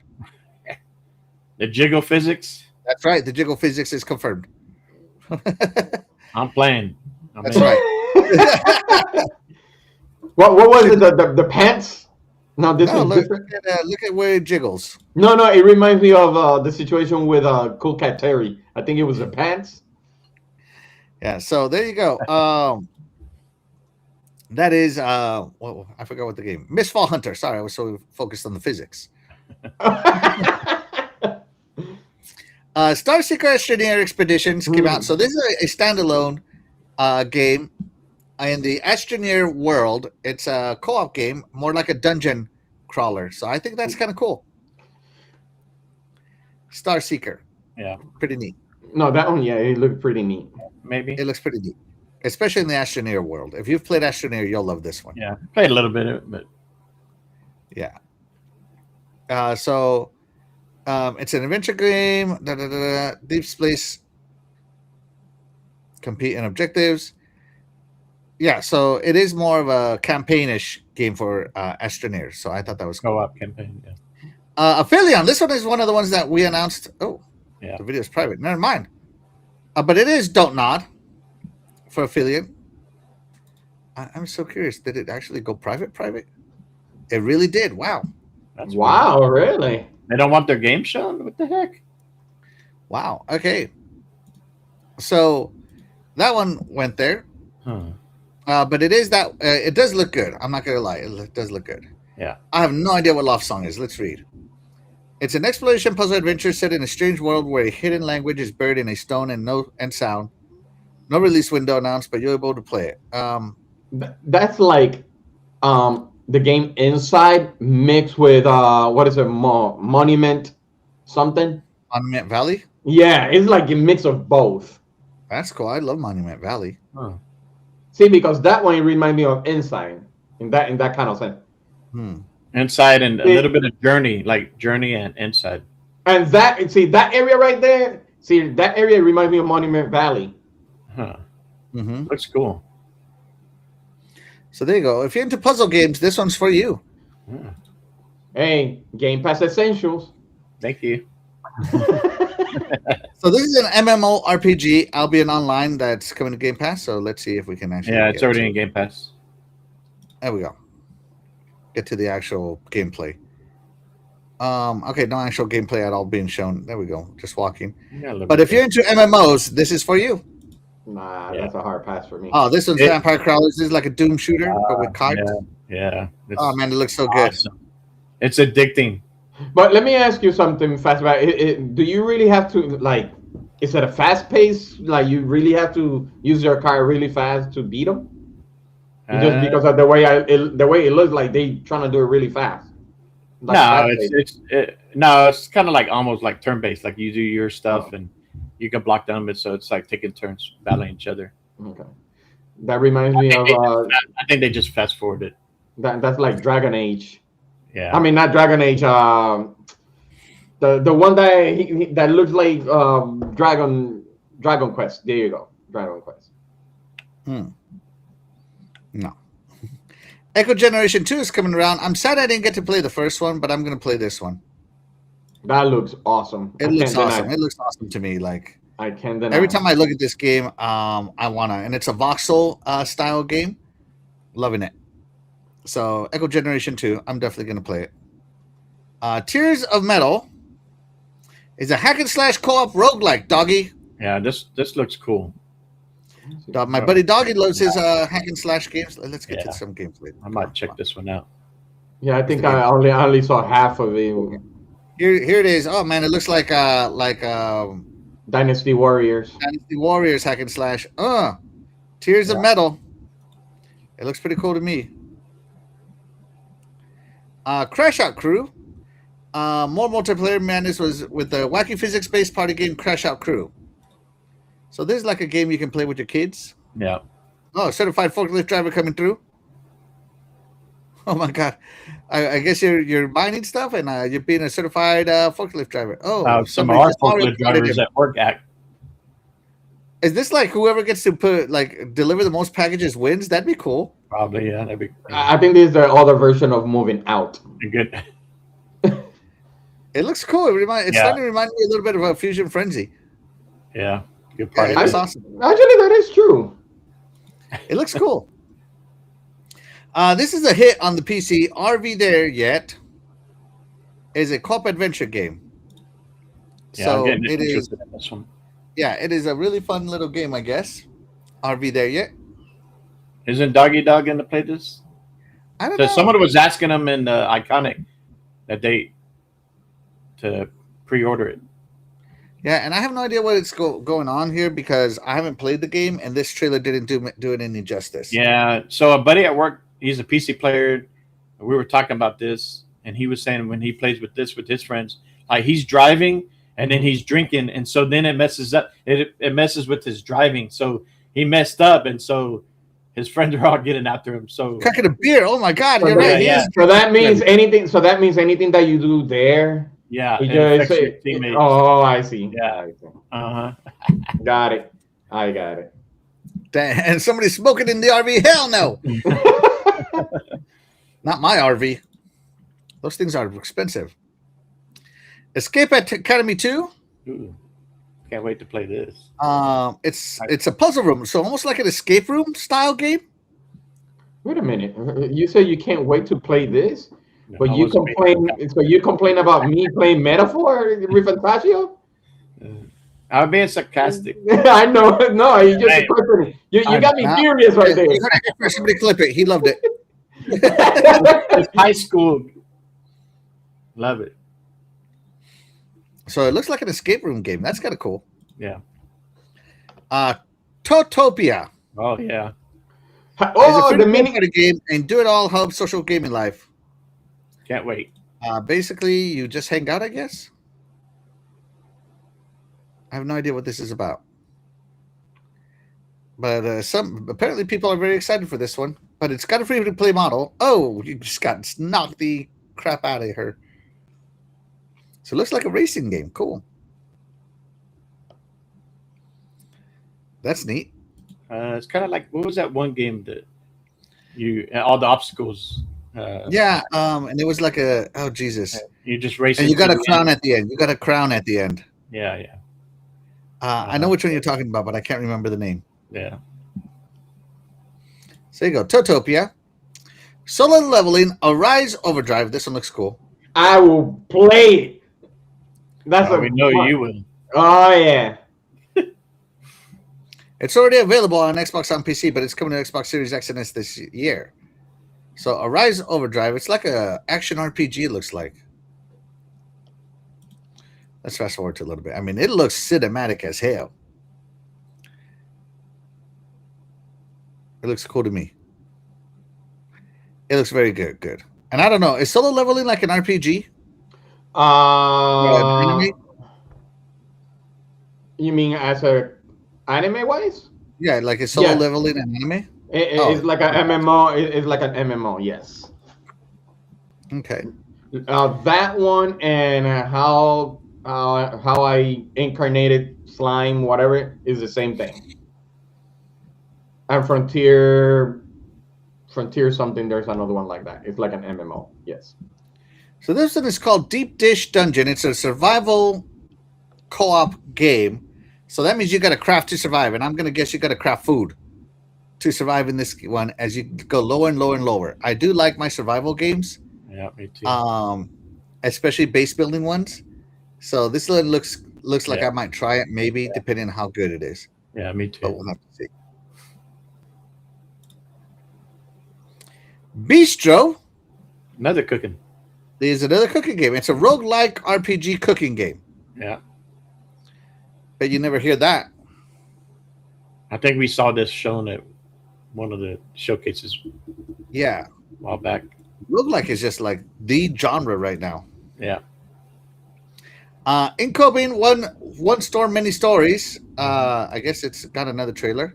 Yeah, it's kind of like a store simulator. Yeah. A store simulator, but with stories. Uh-huh. There's a lot of games that is all store based. I think what was it 2 weeks ago? It was another game with based on remember the card game with the smellies? Oh, yeah, yeah. The TGC Yep. card shop simulator. Yeah. I Yep. played the heck out of that. Mm-hmm. All right, an action adventure platformer, Kalanoro. Let's get to the gameplay. Here we go. It is a 3D action adventure game. It looks cool. For like the 2 seconds you get to see it. Hmm. Hold on, there we go. Kalanoro. Yeah, so there you go. Another 3D adventure. Everybody's saying that Astrobot brought this back. So let's see. Put your money where your mouth is. Hmm. Wow, another platform I'm taking. Yeah. So there you go. Speedrunners 2, King of Speed. I do love the original Speedrunners. Yeah. I don't know if you remember playing it. Yeah. It was fun. Like different speedrunners could do different things, Mm-hmm. and it would get chaotic with multiplayer. Oh my Yeah. god, it was insane. Yeah. Right there. You got multiplayer right there. Yeah, it That was is kind of crazy. like you can grapple someone and pull yourself past. Oh, you could get power ups to either help you or screw the first place person. Yeah. That's No, cool. this game was online. On this game was brutal, man. Like some people knew it, and you had to memorize the courses. Yeah. Oh, yeah. You had to memorize the courses. So Find yeah, some of the speedrunner. shortcuts. I actually ended up getting the first speedrunner with Games of Gold. So it's one of those games that I'm like so happy I got it. A lot of people trashed it, but you can tell those people never played it. Yeah. Golf with your friends too. I mean, Oh God. Is this I another love the first golf with your is friends. this another Facebook gaming? Doesn't matter. I'm in. I know a lot of people like the this. game. If the game is fun, I'm playing it. Dang it! Yeah, it's a good party chat game. Co-op. Heck yeah, I'm in. Screenbound. I guess it blends 2D and 3D platforming at the same time. So I don't know. It looks kind of interesting. So we'll have to see.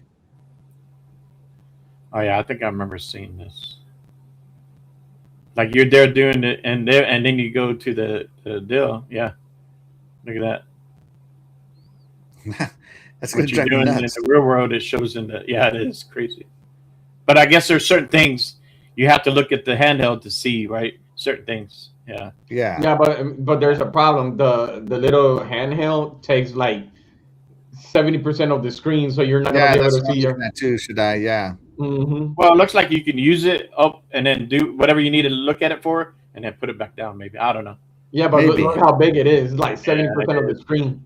Well, it's like an old Game Boy. They were big back then. Oh, and Yeah. Cool. Screenbound World Hey, 2. blue in it. That's cool. So there you go, guys. Those are the other games, just being real quick, that were shown at the ID at Xbox.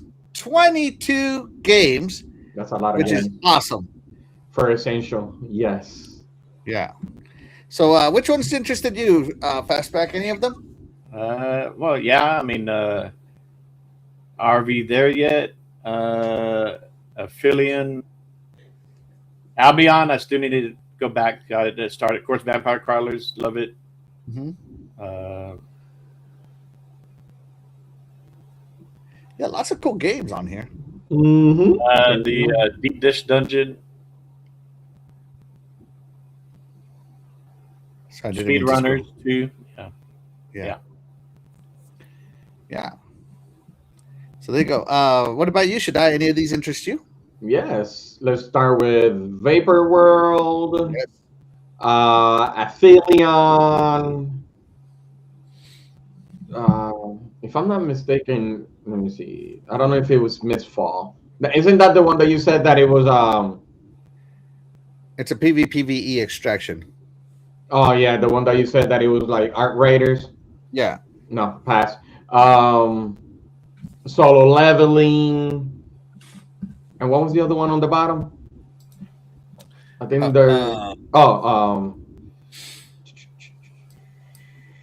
there's somewhere along the line between speedrunners that's kind of calling my attention, and maybe let's go for golf with your friends too.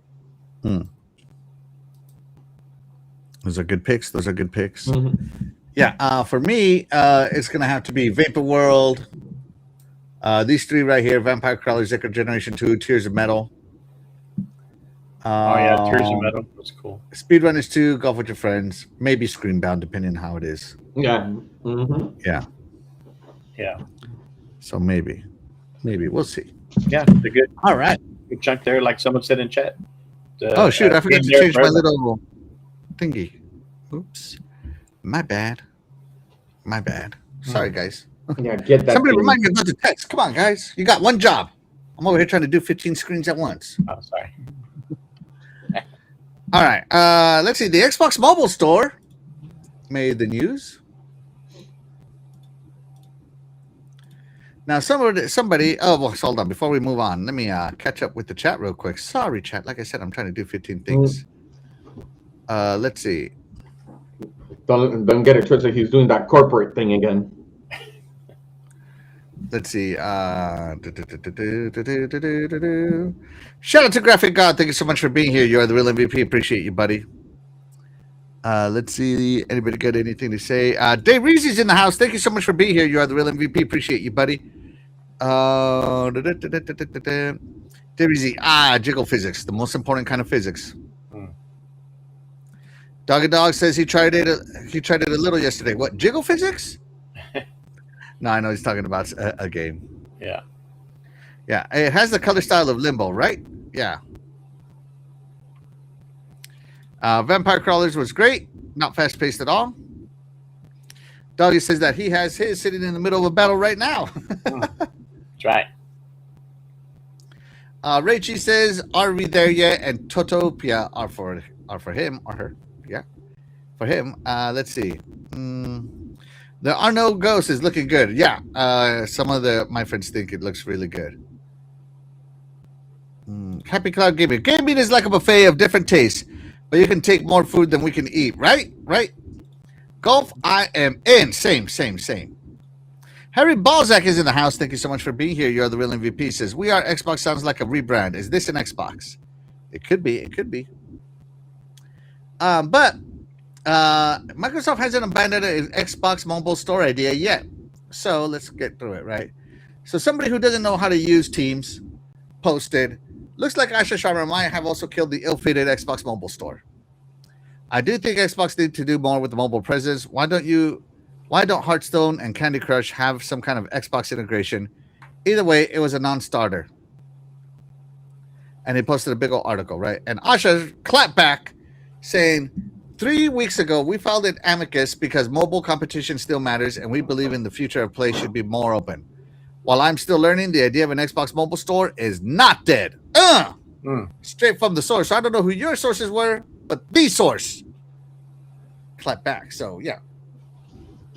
And again, this goes back to, Fortnite having its own stores and other stuff, storefronts on mobile devices. So instead of just the Google Play Store or the Apple App Store, yeah, you get other mobile stores. Question for people that doesn't know too much about electronics or whatever. What is an animus? Amicus is more of a legal term. Amicus means friend of, friend of. Hmm. So we filed a friend of the court because mobile competition still matters. In other words, we just lost our stream. Uh-oh. Really? Yep. Hold on, let me see. Yeah. There we go. We're Did we say back. something? But we're back. Did we say something wrong? Amicus means friend of. So this is what happens when it's not really a lawsuit, but it's like, hey, court, you need to consider this too. Maybe for the lawsuit that's coming up. It's a lot of stuff that precludes lawsuit, it happens before the court date, it happens before the lawsuit, and then even during the lawsuit, you can file an amicus because, hey, as a friend of the court, I want you to know this. So yeah, it's an amicus. Anonymous. Anonymity. I'm thinking of Assassin's Creed Enemies. Doggy Dog says, Asha, the Jess Masher. Yeah. Love it, Doggy. Love it. Ashinator. That's right. Terminating all these guys. Terminating all these guys. All right. Anybody, but I just wanted to announce that about the mobile store that Asha's clapping back.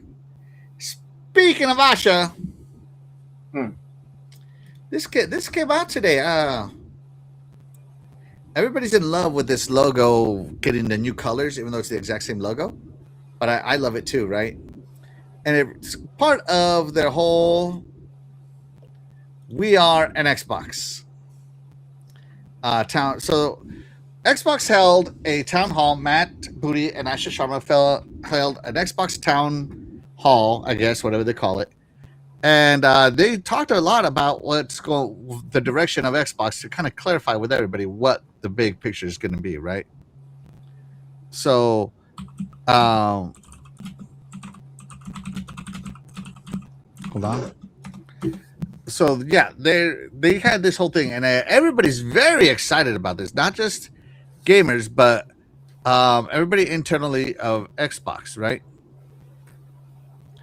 So, this is the letter that was written. We're going to go through the letter, all right? So, dear team, Xbox has always been different. We started with a simple idea. Games should bring people together through shared experiences. That led for the first Xbox team in 2001, Xbox Live in 2002, new ways to connect, from friends lists and achievements to parties across devices. Today, Xbox reaches over 500 million players around the world, with some of the most important franchises in entertainment. From the beginning, Xbox was built by people willing to try things others wouldn't. We place consumer bet inside the enterprise company because we believe gaming would define the living room, and we were at risk of missing it. The spirit has carried us through the last 25 years, and it's required to carry us forward. So she's talking about the work to do here. Mm-hmm. So she says, players are frustrated. I am. Too many games. Not enough time. Well, I'm frustrated that I have a job. Some BS. Right. Oh, stop it. Yeah. So new feature drops on console have been less frequent. Yeah, we've long said that the console felt like less of like a redheaded stepchild now. Everybody said that. Our presence on PC isn't strong enough. Pricing is getting harder for people to keep up with. And core experiences like search, discovery, social, and personalization still feel too fragmented. Developers and publishers are asking for more too. Better tools, better insights, and a platform that helps them grow faster. At the same time, a new generation of players is coming online with different expectations.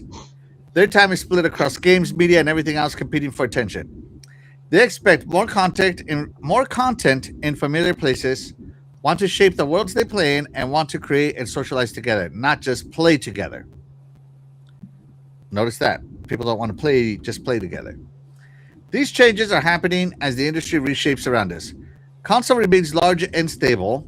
Windows now represents more players and more hours and is increasingly where competition is most intense. Players have access to more games than ever, even as the cost and time to build blockbuster titles continues to rise, putting pressure on what gets made and how risk is taken. Some of the biggest recent hits are coming from small teams or even single creators. Places like Roblox are producing experiences that rival major franchises in scale. Yeah. More players are also choosing subscriptions and services as their primary way to play, with expectations set around instant access, ongoing value, and libraries that evolve continuously. Yeah. True story. True story. No lies detected. The industry is becoming global and competitive. More than half of the market's revenue players and growth are happening outside of our core markets. But the rest of the world is not just a large market. Developers there are increasingly competing with the most established Western studios, combining scale, speed, and willingness to reinvent genres many once considered mature. The model that got us where here won't be the one that takes us forward. All right. So they have work to do. Mm-hmm. Right? So they're basically talking about how this is like laying out all the problems and why it's a problem, right? Players are frustrated because of this. Developers are frustrated because of that. Young generations don't see it that way. The world has changed. The platforms are changing.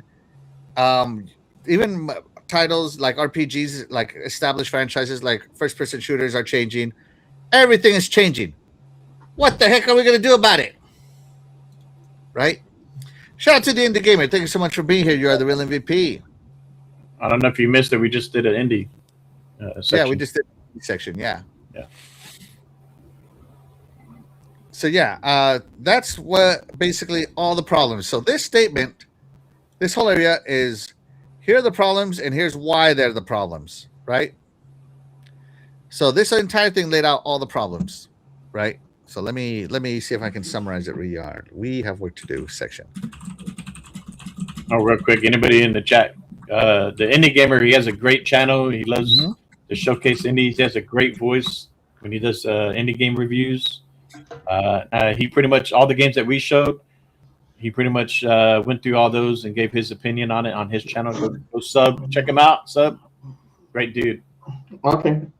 I still have a question for him, but I give him that later. Yeah. So the problems that she identified here are feature drops slowed, right? Less frequent, right? Mm-hmm. PC purchase is weak. Pricing pressure. Search discovery and social is all fragmented. Dev tools are lacking. Global competition is rising. Blockbuster development cost is exploding. And subscriptions are changing player expectations. So that is the problem. All right? So this we have work to do is the problem statement. Let's go on to the next one, right? So first off, Shadiah and Fastback, do you agree these are the problems Xbox has? One is missing. Marketing. Okay, yeah, search discovery. That falls under there, but yeah, okay. Oh, okay. When they say search, I think it was something else, but okay. Mm-hmm. Yeah, I mean the new features drop. That definitely has been slow. A while back they started the whole inside deal, right, to help come up with some of these features that people have been asking for, and then once they go through the inside program, it should have been coming out to us on a frequent basis, and somehow at some point it stopped. And then even the developer part, are we still in the same area? The developers, they've somehow have complained about some of the basic tools and this and that, or it's hard to get your game on, Xbox and Game Pass. So yeah, right here, developers and publishers are asking for more. Yeah, they're looking. They're trying to work with gamers and the people making the games, right? Because remember the game Enotria that the guy, the studio requested a paper and they had to wait for a month without any reply to put it on Game Pass. Mm-hmm. Woo! That was one major one, and everybody went pitchfork to the Xbox support for that. Yeah, and so she said we have work to do, right? That's the problem statement. Yeah. So here, Xbox will be where the world plays, right? So this is the vision statement. This is how you get the team on your side, right?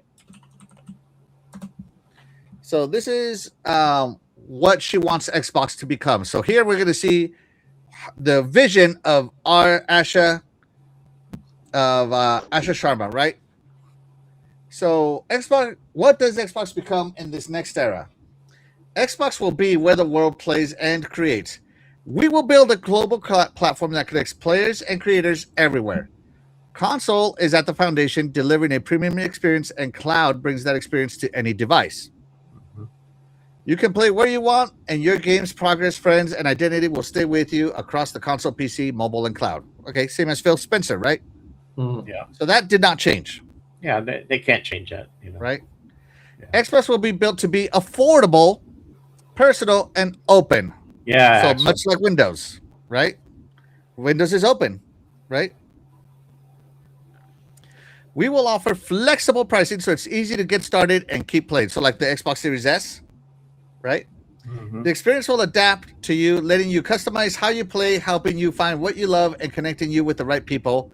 And we will be open to all creators, from individuals to the largest studios, giving anyone the tools to reach a global audience and keep their games growing over time. So, if you're making an indie game, a lot of times you got to pay for that engine, and that gets expensive. So maybe they're going to do something here. Yeah. On your North Star will be daily active players. Instead of monthly active players, it's daily active players. Oh, that's true. I forgot about that. I'm like, don't they? And aren't they doing that? But yeah, that is correct. Monthly to daily. So the goal is harder now.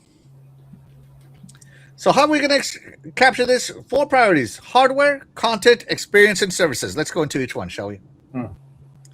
So hardware, right? She is going to stabilize the Gen 9 as a healthy, high-quality base. Deliver Project Helix to develop and performance and play your console and PC games. Yeah, baby. Lead and comfortable personal high-performance accessories, like the best controller in the business, the Xbox controller, right? Because, hey, I love the offset joysticks. Why? Because I don't play my games like this. I play like this. Look where the buttons are. Look where they see? Most comfortable controller in the world, right? And it's inverted, too. That's right. Build a strong ecosystem that expands choice and reach. Like very much like a pick your own Game Pass plan, right? Right? Of course. You're welcome. But sorry, we're in hardware. Expands choice and reach. So I guess TVs, PCs, consoles, tablets, cell phones, whatever. So everything's still. The question is, will they ignore their console for the sake of other consoles? That's still the question. Well, I mean, if they guys, say I'll bring it that, back. Take it from here for a little bit, okay? Yeah. I They think say that their core, the Xbox console is the core. I don't see them. no. The way I see it is most logical one. Hardware is anything physical that we see, from laptop to monitors to PCs to TVs. So that actually includes the Xbox. No matter how you look at it, the Xbox console is a hardware. So I think it still has to be their priority too. Yeah. Their own hardware. That's how I see Yeah, it. I agree. I think that's where they're trying to start from. Go back within as the console. Xbox is the core, and then expand out. Right. So you want, like they said, the best place to play is on the Xbox console, but now the Helix is also giving you the option with PC games, right? So now, I think, depending on the price, I think no matter what, it's still going to be a cheaper way, even for PC gamers. They might look at the Helix and say, "Hey, this is a cheaper way for me to get to PC gaming instead of building another PC or buying another PC built." The Xbox Helix is a cheaper version of it, and so they're talking to both markets, right? Console and PC markets all in one. Here's your one hardware system for both of you, and then of course you got the cloud services. They're not taking that away. PC, whether cloud on mobile, PC, and this and that, because so like the Xbox console, it's not in every market, right? There are some countries where They don't even sell an Xbox console in the I know store the for many main. reasons, right? I know the major ones are United States, Uh-huh. Mexico, and Brazil, European countries. and some European, yes, Yeah, but I know the but major ones like that. So they have a lot of when it comes to globally, they still have work to do on that part. they do. But I think a lot of it, people don't realize it. The governments of those countries play a part of it. So if Yes. they're Microsoft has them a lot of money. These countries want money, and they're going to be like, well, Microsoft, if we allow you to sell your Xbox or whatever your products in our country, there's got to be a little bit of kickback, like little something. Hmm. People don't realize that, so they can't. Sony, they in Japan have been in a lot of these markets already. Probably have deals with the governments, this and that. So some of that plays a part of it too.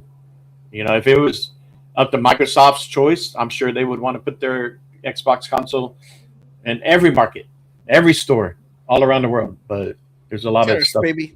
There's a But this lot of is stuff that plays into that. but this is my question. Since you said the pricing cheaper way, how cheap is cheap? Because we already saw that We Why are talked we about talking the price about right now? no, because that's why when on you the hardware. left, yeah, because when you left, Fastback mentioned that when it comes to console PC, Mm-hmm. and I'm like, if that is the case when it comes to hardware, and you want to sell your hardware, and Mm-hmm. for like they say over here, play your console, and I mean for hardware, sorry, hardware section, how cheap can you go? Because we already saw Team Blue with what was it, like 750, almost to 900. That's where Right. it hurts. You know As what I cheap mean? as the market allows. I mean, that's really what it comes down to. So if the Helix is going to be your premium, right? Uh, it's going to be your like the Series X. Hmm. So we haven't heard anything yet, but will there Hmm. be a cheaper SKU like the No, Series? that's what I'm saying. That how cheap Right. can you be? Yeah. And of course they talk about they want you. They're going to have cloud services, the Xbox stuff everywhere else, right? So people depend on their budget. They could still play on their PC or their something that they are able to afford. But Yeah. the ecosystem, right? So, like Lindsay says, affordable is subjective. What's affordable to a vascular surgeon may not be affordable to a nurse. Oh, Hard of course. facts. Yeah. Hard facts. Let's see. So, hardware stabilized Gen 9 is a healthy, high quality base. Yeah, that basically means that they're going to put out back to the problem statement. Remember the problem statement. Don't forget that. Okay, so she's addressing the problem statement with her vision.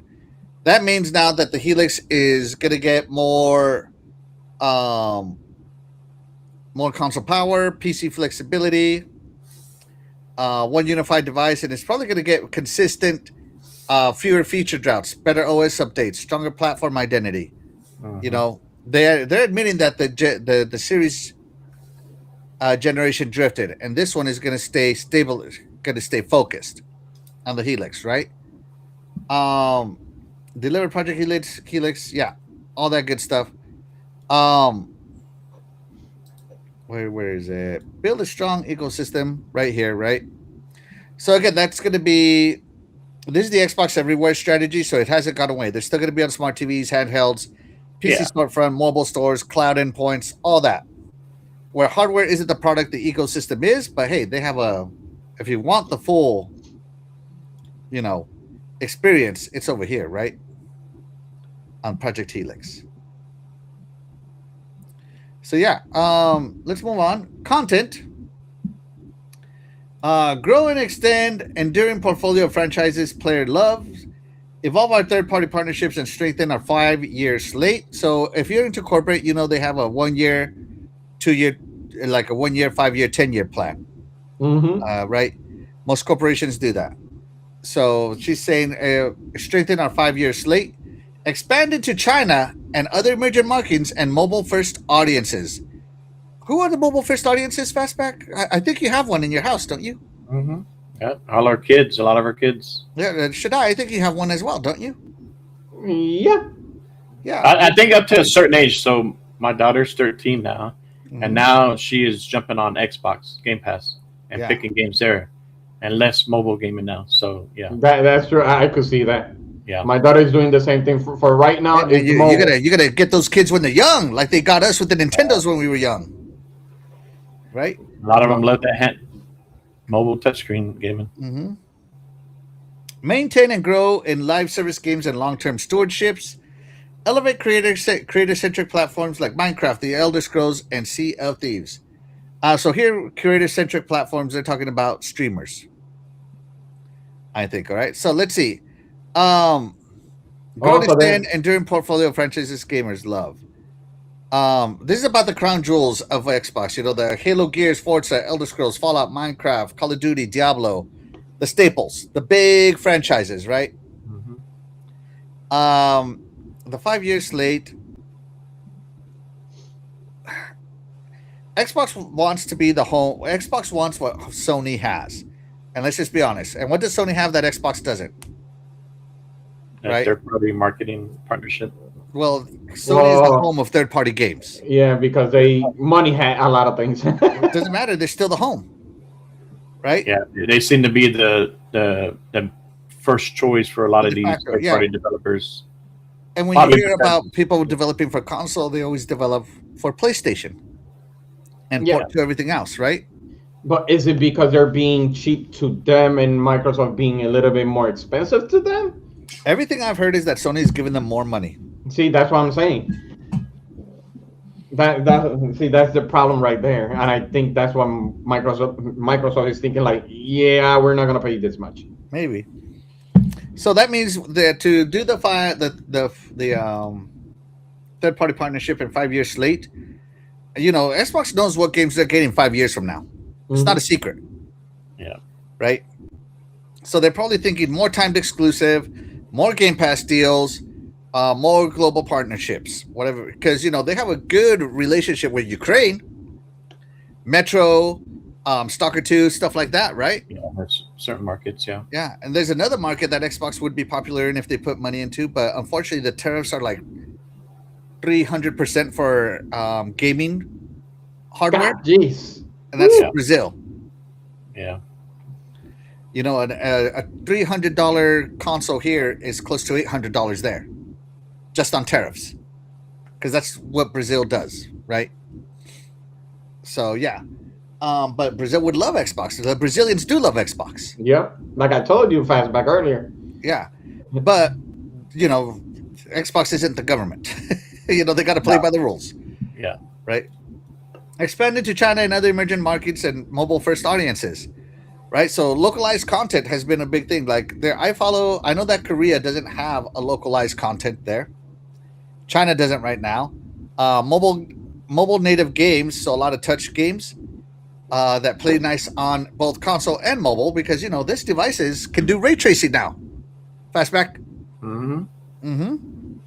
Maybe invest into some regional studios, PC storefront expansion, something. Right, this is the vision, right? And it's sounding very exciting, right? In my opinion, maintain in live games and long-term stewardships. So this is about live game service retention. Yeah. You know, if you are into Sea of Thieves, they want to drop so much stuff in there and keep you engaged. Because what is the one thing that Halo Infinite had that everybody complained about? Fastback. They didn't have enough content. It didn't have enough content. At the start and over time on a regular basis. Yeah, the content drop was too few in between. It was almost a year between content drops. But how is it that, you know, maybe the Rare development team is better at doing that, but not Halo, which has been, you know, people come and go, right? But how is it that that's supposed to be one of their main studios? How did they let that kind of fall off? And it's weird because Halo 5 had like 100 multiplayer maps official, and Halo Infinite launched with 20. I'm not saying that 20 is a small number. That's a lot. Yeah. But 100 to 20, that's not a the bit. same scale. Yeah, that's why Guardians. Yeah. In the past, when the whole ABK deal was going on, I was like, I think the Call of Duty developers should take over the Halo multiplayer online stuff. But Bobby, had Well, 6 studios supporting one game. So yeah. I know, but now That, it's on Xbox. They can free. yeah, that was insane. Yeah, And these two kind of go together, right? Elevate creator centric platforms, right? User generated content. Roblox proved this. yeah, Just being real honest. Roblox let them create their games how they wanted it, their little stupid mini games. And just those little sections, some of them have turned into real games, some of them have turned into just little fun pieces. yeah. So And you, with the young folks have the attention span of a goldfish, right? They'll think this is funny today, but won't want to play it tomorrow. Right. And that's just the young generation, how it is, right? They're just churning content in their brains, right? you said that that's for content creator, right? Content creators, yeah, but also, but like if content creator found this game mode in this game, Yeah. played it, and a lot of people watched him, then everybody's going to play that game mode in that game. Yeah. No, the reason why I said that, and I know you're gonna say, what does this got to do with it? Because for a reason. If they would have kept Mixer, I'm gonna use what Satya said. We're competing with TikTok. For you to compete with TikTok, you should have kept Mixer. He So didn't mean directly; he meant for attention. no, I get it, but by having Mixer, you bring attention to it. So that could have been there. It could have been, like you said, the Elevate Creator centric, which is, like you said, Mhm. content creator. It could have been on, I'm just saying, it could have been on Mixer. It could have been talking about Minecraft and the Elder Scroll and the Sea of Thieves. So people could have used both, under, under them. So it would have been a major hit on all around. I think If- dropping Mixer was a huge mistake. After all, they had just signed Ninja, the Yes. biggest streamer in the world. Yes, and that's the part that got me thinking, and plus what you were saying with content, because you would have brought content to your own platform. For me, Mixer was way better than Twitch or whatever because it was so seamless. I didn't have any drops at all for my behalf. Yeah. So you would have brought a content creator. They would have focused probably on Minecraft, Elder Scroll, and Sea of Thieves at this very moment. It would have been probably a major hit if they would have, if they would have taken care of it. Yeah. So I understand what you're saying, and I Mhm. do think letting go of Mixer was a mistake. Mm-hmm. But it is what it is, man. We got to move No, I forward know. with what it is. I know that's the part that I'm like, geez. And that may not have been Phil's choice. I mean, admit there he had to. During the pandemic, when people. when every live streaming service grew, and Mixer didn't grow at all, that told them everything they needed to know. Yeah. Just saying. I mean, well, they had a uphill, more of an uphill decline than the Twitch should have and kept it. YouTube, and I still think they should have weathered it, personally. they had the money to do it, and they Yeah. axed it too fast. Way too fast. Yeah. Harry Balzac is in that. Says, if price mattered, the Series S would have sold 100 million. Maybe. Shout out to, oh my God, let me look at this. This is a new name. Hold on. Let me find you. Ron Slusher? Ron Slusher? Shout out to Ron Slusher. Thank you so much for being here. He says, Xbox is changing. Let's sit back and let them cook. Absolutely. Let's let them cook. Yeah, I agree. My Xbox One VCR with an SSD installed and Xbox One X with an SSD installed run a bit faster than the optimization update. Ooh, there you go. Genshin Impact, the one game Phil rejected years ago? Yeah, huge thing, right? Big B Money says he's back. Thank you so much for coming back. Did we reject it, or was there more to it than that? He rejected it. He flat out rejected it. Oh wow! And it's documented. And then it took like 3 years for it to come back. I was about to say, because I'm like, God, geez, because he came back. It was going to be a console exclusive almost. Yeah, but we don't know what all behind the scenes stuff happened for that to happen. Yeah. Sony has the overseas markets wrapped up. They really do. That's going to be a tough cookie to crack. But they've had an advantage for years. Yep. It's how their government works, or this and that with the other governments. Yeah, and while Xbox tried to catch up with Japanese games this generation, Sony made the project in China, India, and Africa and Korea. Yeah, hard facts. That's the problem when you're always playing catch up, man. But Sony, they're not just going to sit there and take it. They're going to do what they got to do to survive as well, And right? you know how much, just by China and India, you know how much population is that is? Billions. Woo-wee. 10% of the world. Yeah, 10% of the world. Woo-wee. Make the series a $200 so Brazilians can buy a $600 Series S. They could, I agree. but we'll see. PlayStation throws money at devs to get games. Next generation Xbox won't have to do that with a PC console hybrid. Next Xbox will be a universal box. No way devs can skip Xbox next generation. Yeah, and I think, if the developers won't come to us, shoot, we'll go to them. Mm-hmm. We'll make it so they can't skip us. Absolutely. That way you tell the gamers, hey, you can play all the games here on Helix. Yeah, absolutely. They won't be able to skip it. So let me ask you this: the PlayStation, if they've come up with their own PC port, right? How can they prevent the Helix from playing that, like Steam? No, the only way is to create their own OS, basically. Yeah, but if you on the Helix, you can play PC games. You can just go there and download.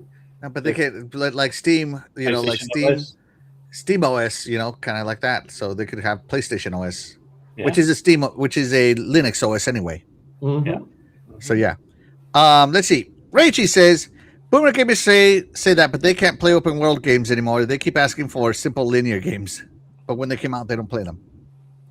Shout out to Talos Ray. Thank you so much for being here. You are the real MVP. Appreciate you, buddy. Talos.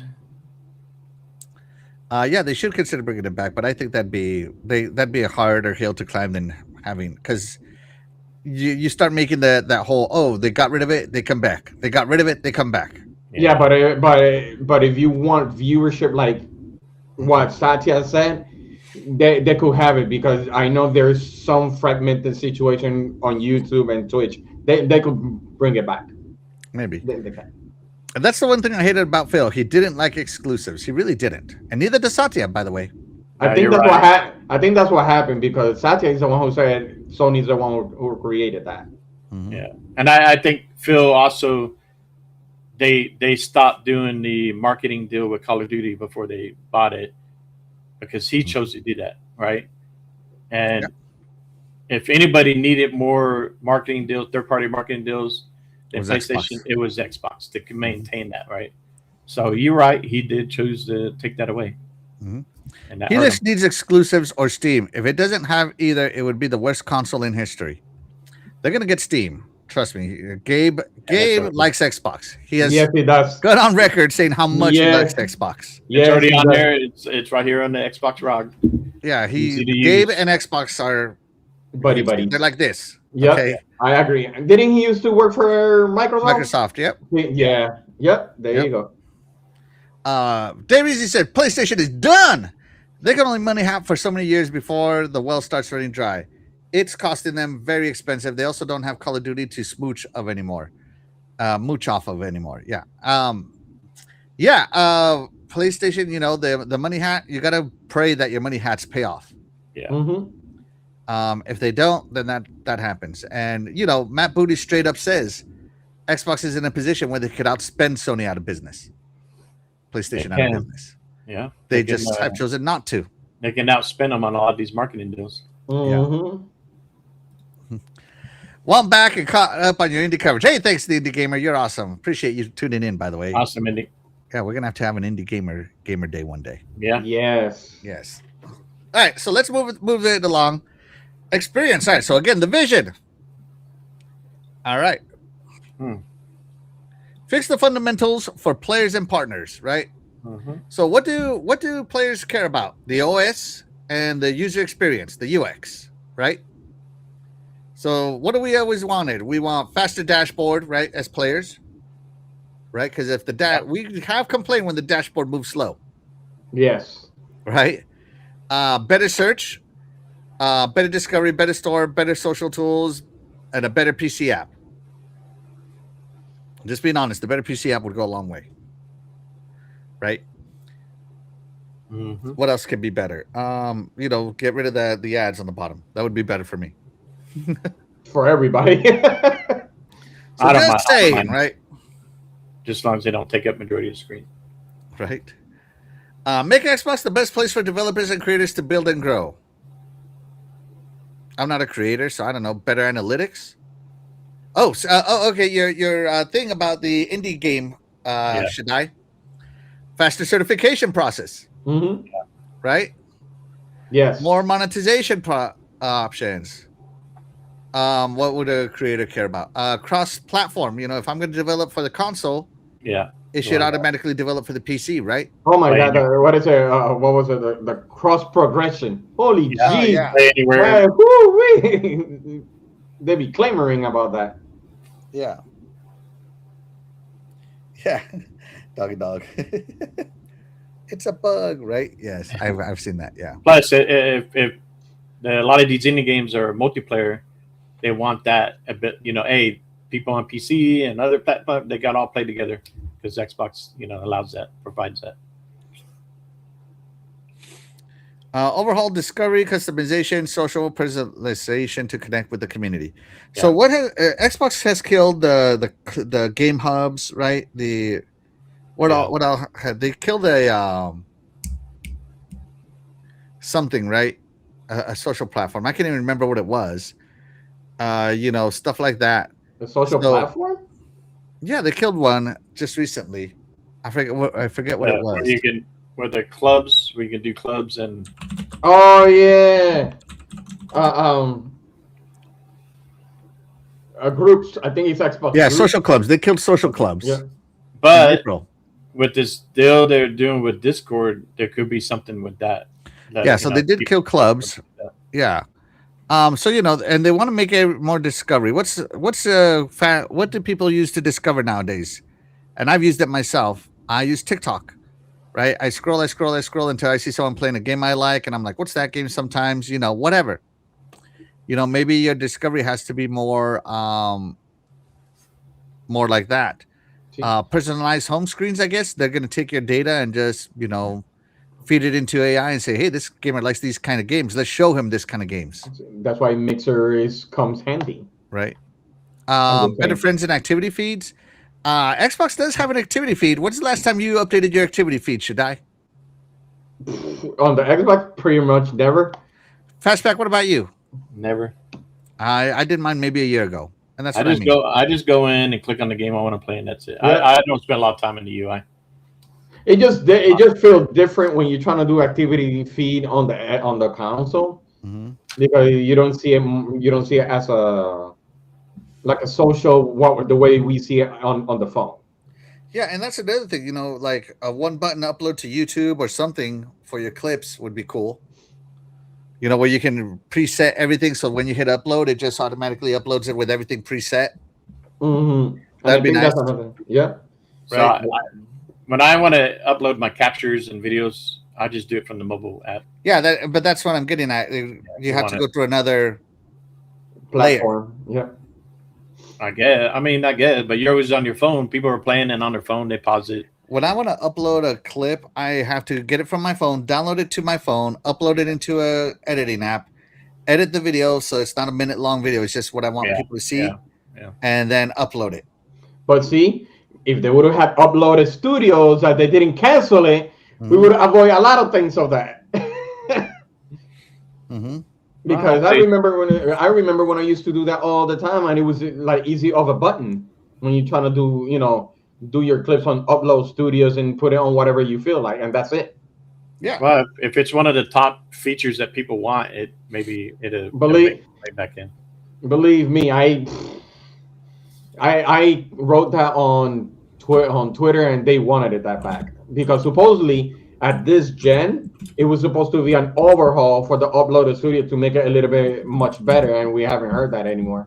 Or you need to go to the Xbox Reddit feedback deal and go put it in there if it's not already in there. Get the people to start voting on it. Yeah. Indie Gamer, no, I do not have shares. Let's see, full Microsoft App Store on Xbox, so I can install apps like Zoom or Minesweeper. I remember the Xbox One when it launched with the Kinect. You could call with Skype and talk to your friends on Skype while you were gaming. That was fun. So yeah, I remember that stuff. Let's see. Xbox could give us military draft exemptions cards. I don't think so. Yeah, Indie Gamer, we need 1 versus 100. Absolutely, man. I Love that played that game. game so many times hoping to be the one. I never got to be the one. I think I reached 15 at best. I love that game. So many people did. And I'm telling you, I wanted to be the one so many times. The only one that I never got the chance to beat Bring was back avatars. the only one that I never got the chance to beat was something about fifth grader. Mm-hmm. Are you smarter than a fifth grader? Smarter. Yeah. Woo. All right. So services. Let's move it along, right, guys? Sorry, trying to keep everything going because there's a long memo, right? Let's see. Services. Fortified Game Pass with clear differentiation and sustainable economics. Right. So basically, they want to make Xbox so unique that nobody else can copy it. Right. How unique can you make? Well, that's the thing. Like, that's the thing. Like, how do you make it unique? Well, you put your first party games there and only there, kind of thing. Like, Netflix movies are only available on Netflix. Amazon movies are only available on Amazon, right? Mm-hmm. That's a differentiator. One differentiator, right? Right. There could be other things, right? More tiers. Premium add-ons. I don't know, stuff like that. We already talked about this to death, right? Mm-hmm. But I'm just saying they want to differentiate Game Pass to the point that nobody can copy them. So how do you do that? The only way that you could do that is some sort of. They got to leverage the Microsoft stuff. Yeah, that's the thing. Unless if they're trying to have some sort of partnership with Capcom and have it first there. What if they sign like an exclusive partnership, like, Ubisoft launches day one on Ubisoft Plus and Xbox. That's what I'm something. So, or like a Capcom thing, yeah. Yeah, and that's what I was thinking. That type of way. Can you imagine Pragmata like that? Shh. Mm-hmm. You never know. So you really have to talk to Hibigar Raichi with a haircut Game Pass inclusion. Yeah. Included haircut and Game Pass. Yeah. Return the business to durable growth with strong cost discipline. So Game Pass, it has to hit a profit margin, and then it stops growing and it stagnates. Because what do people who have subscriptions love? Constant drops, right? Now this year, I think we're getting some of the strongest years in Game Pass drops ever. More games than I've ever wanted to play are dropping ever, right? Mm-hmm. And so, yeah. Raichi, yeah.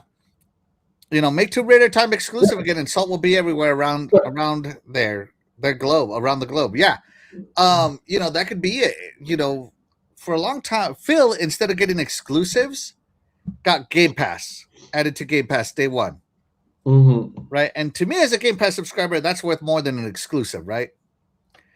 But imagine like Replaced. Let's just take Replaced for an example. It's exclusive to only Xbox and PC, and day one on Xbox Game Pass. If you wanna play Replaced, just get an Xbox ecosystem. Subscribe to Game Pass. That's right. True. Oh, and let me add something from. I know we were talking about the one that you're saying. You know what's the best thing to fortify Game Pass situation? Mm-hmm. Do you remember? I don't know if it was this gen or last gen. Remember when they had Pizza Hut? You could order it straight from the console. Yeah, I remember that. Yeah. What about DoorDash included? Oh, screw! I would never click that button. Screw DoorDash and their fees, full fun fees. No. Hey, well, it got to be some food related. Negatiro. Hey, I don't know, but DoorDash is right there too. But I'm just saying. But I know what you're saying with the exclusivity like that. I get it. Yeah. So, and you never know. Maybe services like that could add to it. But remember, it's a gaming console first. I want them to stick to the gaming console. No, they could do that, but at the same time, we get hungry. Yeah, I'd like to see them do some exclusive deals, like you said, like with some of these companies. Well, only on Xbox can you get 10% off this service, blah blah blah. Well, I could mention something that Axel love that could be included. I What's have. that? I have. You bought stuff from of Indiana Jones, didn't you? No, I bought the cups, the collector's See, Xbox. there you go. See, with IHOP, they're always talking about IHOP. Yeah. Yeah. Xbox subscription services offer this only. Yeah, so I've always been like I don't care about exclusivity, but I understand The need. it does help to drive people to your product because that's the only place they can get that right product. I do want to see, the last couple of years we really haven't seen the consoles bundled with the game and stuff like that. That's true. That's actually So true. I want it, and or even at launch, right? Halo, only on Xbox console at launch, and stuff like that. So the Helix, I want to see this holiday.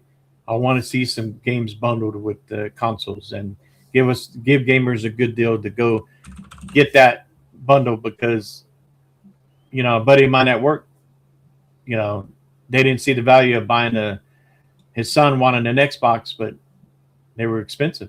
And if you Yeah.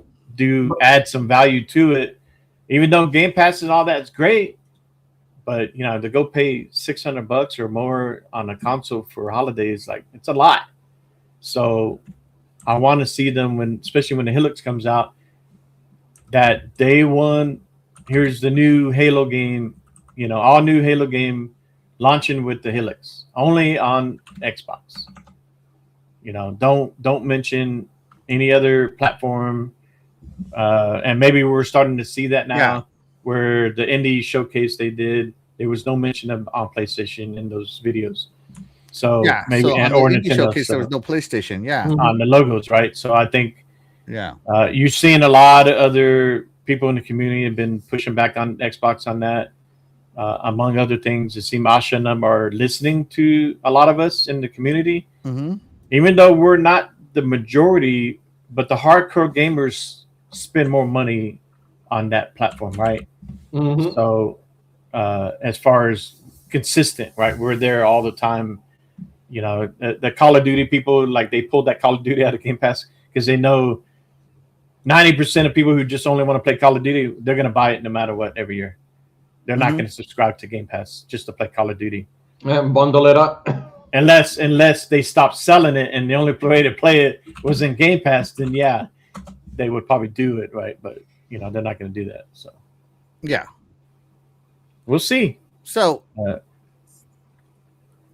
what else here? Use the M&A deliberately to accelerate growth where organic paths are slow. Something in analytics. Metrics and analytics. There we go. Use metrics and analytics deliberately to accelerate growth where organic paths are too slow. Yeah. In other words, they're done acquiring, basically. Yeah. Right? But they're going to target places where things are slow. So what's slow? Mobile studios. Let's just talk about what their acquisitions are lacking. Yeah. Mobile studios, Mhm. global studios, tech platforms, right? So like Xbox bought all kinds of studios. Sony went and bought Nixes for their PC expertise, right? Yeah. What does Xbox need? They need some cloud expertise. Maybe they're going to go buy a cloud studio, something like that, right? Tool and engine companies. A lot of people have said buy Crytek. Mm-hmm. Remember? Everybody saying buy Crytek. I remember that. Right. So that's what I'm getting at. So what did their acquisitions not give them? And that's what they're going to start acquiring in the future. So Yeah. they're done acquiring AAA, AA studios unless you have some sort of shortcoming expertise that they don't. So Yeah. Zynga might get acquired. I don't know if Zynga even still exists. I'm just saying. Yeah, but they Right? do have, like it says on the FTC, they have King because of mobile. Mm-hmm. Yeah. So that's all I'm saying, right? That's all I'm saying. Yeah. Let's see. Rachie says Sony paid for like 4 exclusive deals with Forza Horizon 6 money. Hard facts, man. Hard facts. Yeah, Glitch is saying, give us some gift cards / discounts for gaming hours and achievements. Ooh. Mm.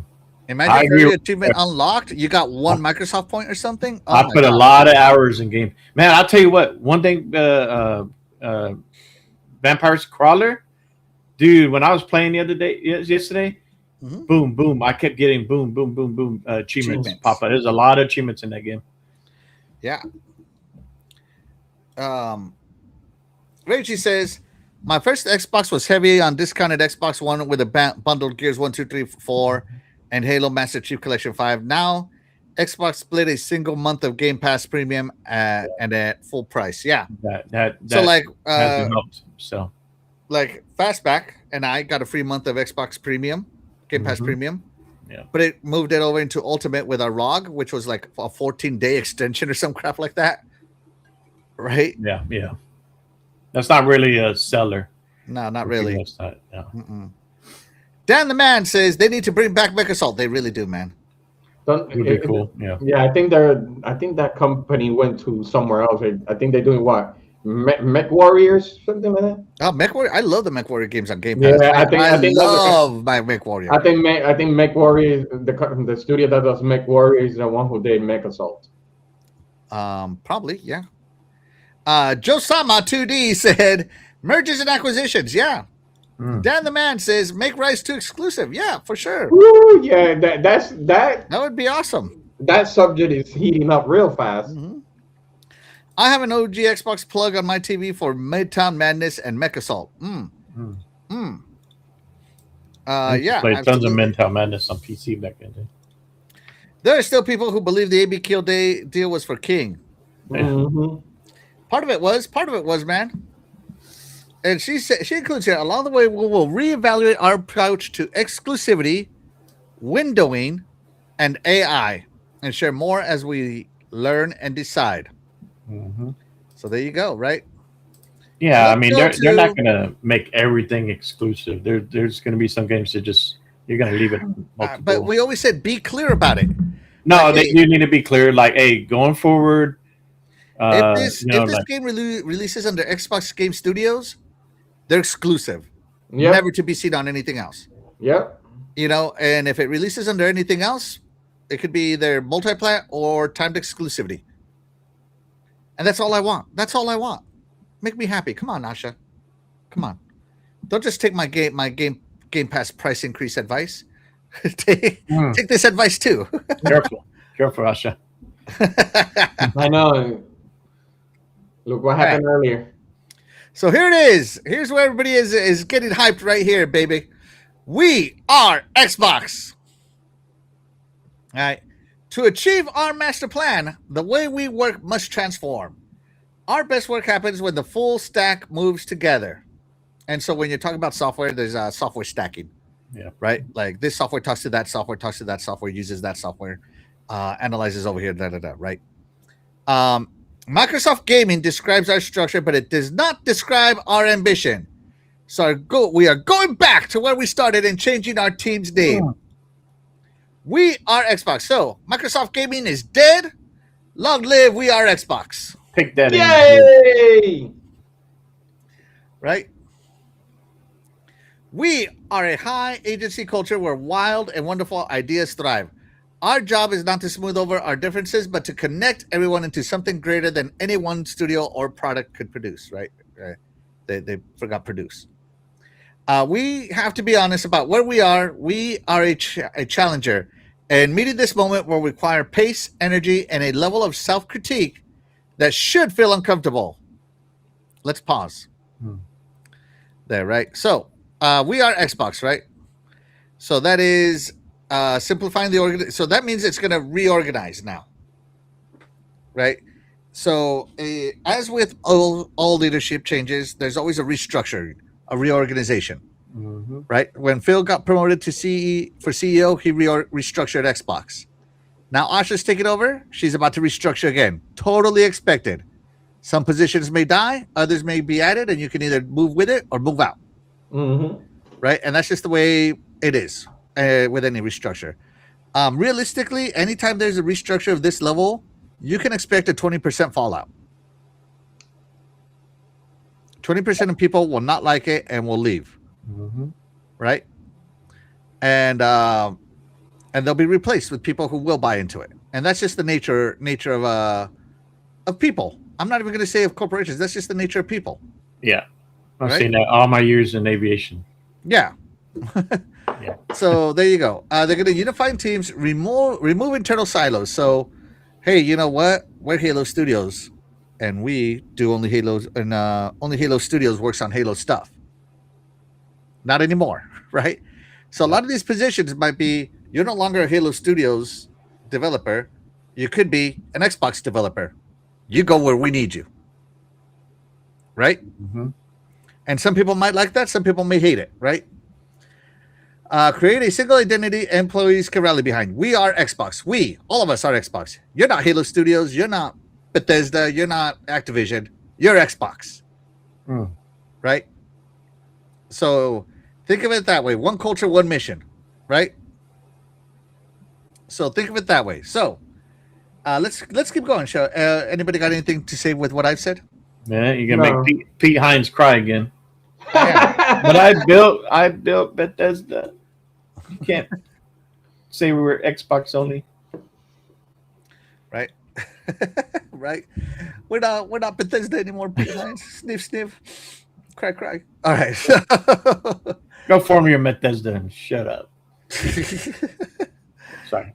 So let's do this, right? So at our best, we earn every player, protect our art, stay rebellious, Mm-hmm. progress over perfection, signal over ceremony. In other words, this is what she's starting to do. She's starting to signal instead of just celebrating, only coming on when, hey, we launched a new game. Yeah. If you notice, she has dropped news almost every day, little droplets every day, which is great for this show, in my opinion, right? The core values before more values. So you got to buy into the core before you ask for more, right? Outwork the problem. Don't just solve it for yourself, solve it for the organization kind of thing, right? Speed is learning. No more slackers. Don't be slacking on those features. Makers over managers. This kind of sucks, being honest. There is such a thing as being there being too many managers. Yeah. But some people worked hard to reach management positions, and now they're going to get eliminated. Again, part of the 20%. Right? It sucks, but it happens. Yeah, but too many. Yeah, I was about to say that. Yep. Some places do. To me, you know how like you got a pyramid scheme, but some companies they build it upside down. Now you got too much management at top, and you're Chiefs not enough Indians kind of thing at the bottom or the least important. So and clarity is kindness. In other words, no more mixed messages, which I hate to say it, but Phil's era was full of.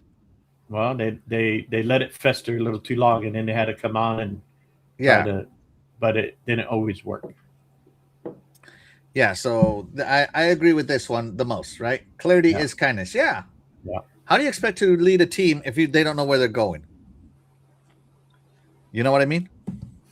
Maybe don't get me wrong. Having been in the military, when they try to go over there, sometimes you want to know why, and they don't want to, and they don't tell you why. Just get over there. Yeah. But once you get there, you need to know what you're doing, right? Yeah. And so even the Army is clear about that. They might not tell you why you're going there because you might be going to a crappy situation. But once you get there, all right, your job is to hold this ground, or your job is to punch through, or whatever, right? I think you are correct right there. Sometimes they're afraid of saying something and mess them up. Yeah, so clarity is kindness. So again, it's not an army, but I'm just giving the army as an example, right? So I like these 10. I like how she put 10 things to achieve the goals, right? I like the stay rebellious is really important because that makes you be able to say, no, we should do it this way. Yeah. One of the biggest complaints during the Phil and Sarah Bond era was that Sarah Bond, there was rumors that if you said anything against her vision, that she would just counter you every which way until she chased you out of the organization. Now, that's not to say that your manager can't say no back to you, right? One of the most important things that you learn as managers is, well, we should do it this way. No. Okay. Why not? Yeah. And it better not be Mhm. personal. It better be business, right? Mm-hmm. So stay rebellious doesn't mean just no because of no, because And whatever. and I think there's a reason why she says stay rebellious, Mhm. because I isn't that the same, not the same, isn't that what we hear so much about Halo Studios management of this and that going on? The rebelliousness is important as long as it's structured and appropriate. Again, we're not saying be rebellious just to be rebellious. We're saying be rebellious with the focus on what's going on. I Give think me we can. I race. think we can move. I think we can reach this goal this way. No, I think it'd be better doing it this way. All right, let's hash it out. Yeah. You know, be open to communication is basically what it is. Well, And that's Right? if see that number 3 and 9 should be together, Mm-hmm. because sometimes too many management are like, nope, due to budgeting, or I want my what is it called, my bonus. So you could be rebellious, but sometimes their managers are like that. So 3 and 9 is or gonna clash a maybe lot. Sarah was, if anybody knows what Kaizen is, you Mm-hmm. have Kaizen events, Yep. or continuous improvements. Continuous And improvement. maybe Sarah was only doing that for the management side of it and Hmm. not including those on the floor. So, but you have to include everybody. And Mm-hmm. so you have to get, okay, let's everybody in each studio. What's your top 3, top 5? All right, let's tackle it. Let's work it together.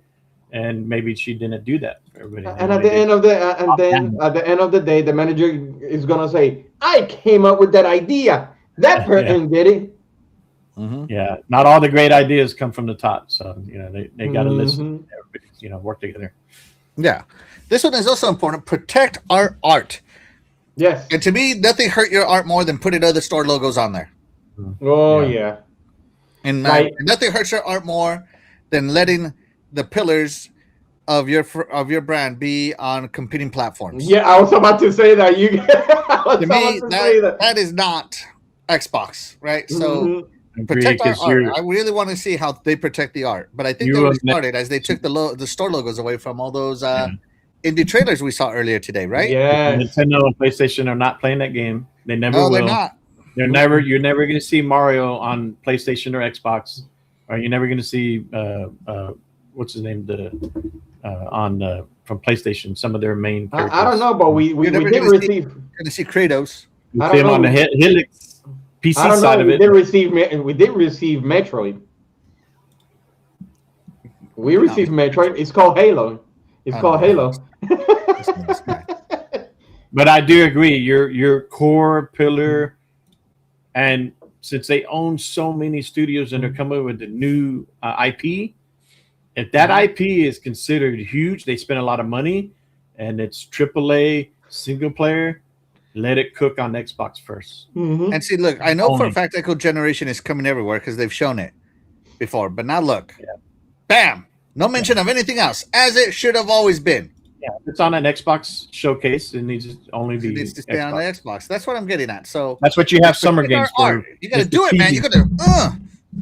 So watch now, Keely. He's gonna do all these, and he's gonna take out Xbox, and he's gonna show PC. No, and Keely's PlayStation. gonna. And that's another thing. Protecting your art. Okay, well, you know what? If you get no respect from Keely, Yeah. screw him. Wait a minute. They should make their own. They should make their own program, since they have that. What is it called? Microsoft Theater over there in LA. They Yeah. can. There's other award shows that do every year. Stop working True. with Keely and work with these other Game Awards shows. Build them up and let them do. And I think you saw a little bit of that in the Game Awards show. You didn't really see a lot of these games that they did the direct. They could have showed the the big one that's coming here in the fall that everybody And thinks is here's gonna what I be mean like. about Keely, right? Here's a perfect example, right? Like, here's Keely, right? Keely's talking this crowd. Look at everything he puts here with a Yeah. picture link, right? Everything he says something here with a picture link, right? He says something here with a picture link, right? He says something here with a picture link, and I'm just using this. What does he say here for the Xbox Town Hall? What does he say? He did More say here. more here. That's it. Getting that. Screw him. Just throwing it out there. Yeah, I agree. Yeah. Even IGN. Sorry. Yeah. Yeah, no, IGN. But a certain Scooby Doo character is trying to kiss Asha's ass now. Excuse my language. Yeah, so that's all I'm saying. Like, Keeley has always been a troll to Xbox, and I don't know why we're involved with him. Like, you know what, Keeley? Keep us out of your Game Awards. We're never gonna win anyway. Yeah. Have a good kind of thing, you know? Like, kudos to you. Thank you for what you do, but we're out. No, I'd rather have like the game, like the popular games. That's fine. Keep it over there. If my game wins Game of the Year, that's fine. But when it comes to trailers for Xbox, no, I wouldn't put them, because remember, everybody's looking for trailers. Yeah. So I would say like, no, that's for us. Yeah, I'd be like, no, we got our own stuff. Protect your art. That, like, you know, Xbox, stand up for it. Like Dirt says, stand up for yourselves, man. Like Dirt says. Oh, hold on. Let me. The chat has been on fire. Let's see. Let's see. We'll see how new CEO Xbox. Yeah, absolutely. Shout out to Loud Boys. Thank you so much for being here. You're the real MVP. Yeah. Let's see. Microsoft franchises like Tabletop Warhammer 40K. Yeah, it's crazy. If nothing else, the ABK deal kept Sony from getting exclusive Call of Duty content, right? And they've replaced it now with Battlefield 6 content. Yeah. Insane. I'm just glad Xbox stopped shooting itself on the foot for now. I know, right? Yeah. Shout out to Splendiferous. Thank you so much for being here. You are the real MVP. We are Xbox. Dun, dun, dun, dun, dun, dun. Sorry. We are Xbox. Playing replaced. Yeah. Let's see. It'll be interesting to see how much of Asha's vision is similar to Sarah's going forward. You know, it'll be similar because they still have the same boss. Amy Hood is still there, and Satya is still there, and those two are the real drivers of Microsoft. And plus, and I know, and we all know that when she took the position, they Phil Spencer and Sarah Bond had to give some sort of information to her, anyways, on what was going on. So yeah, we could see a couple. But she probably had told them too, if I'm going to take this job, I'm going to do it my way. Possibly. You know, maybe she had some, you know, give and take. Yeah. Reggie says the people leaving will be the people collecting paychecks while taking 10 years to make nothing. Yeah. Let's see. Yeah. Sarah Bond Vision was killing Xbox and being weak for not being able to release the Xbox app on Android. Yeah. Let's see. Imagine being a follower of chaos, but wanting it to be organized about it. Hey, man, that's the army all the way through and through. Organized chaos. Trust me. You can plan all you want for a battle, but then the battle happens. Right? Let's see. One head chef in the kitchen. Everyone else can pitch in, but one head chef. Yeah, exactly. Dan, the man Cunningham, says, at my job, we have a saying, if it isn't documented, it didn't happen. Meaning, if you don't have data to support your argument, you don't have an argument. Yeah. Yeah. Mm-hmm. The series generation for Xbox felt too corporate-like. Now it's leaning towards video gaming again. I like the new direction. Good point there, Easy. Good point. That's a great comparison. Yeah. Yeah, but that's if they have that vision, like laser focus to it instead of that. Mm-hmm. Is she gonna do it by her vision, or she's gonna pay attention to the shareholders? That's a problem right there. There's a balance, and I think that's if she creates that balance. There's Matt Booty. So, you know, a lot of people were talking bad about Phil, like, oh, well, Phil and them, this and that. I think Phil did a great job. He was a gamer first, right? Engineer. And when he took over, to me, he redid the foundation, right? He had to kind of start over. All right, let's build up. Let's buy up some, you know, people are complaining we don't have enough games. All right, let's go do acquisitions, Game Pass, back to Pat, stuff that he built a good core foundation. But I think once he got promoted to corporate, now he's at the table with all the big dogs.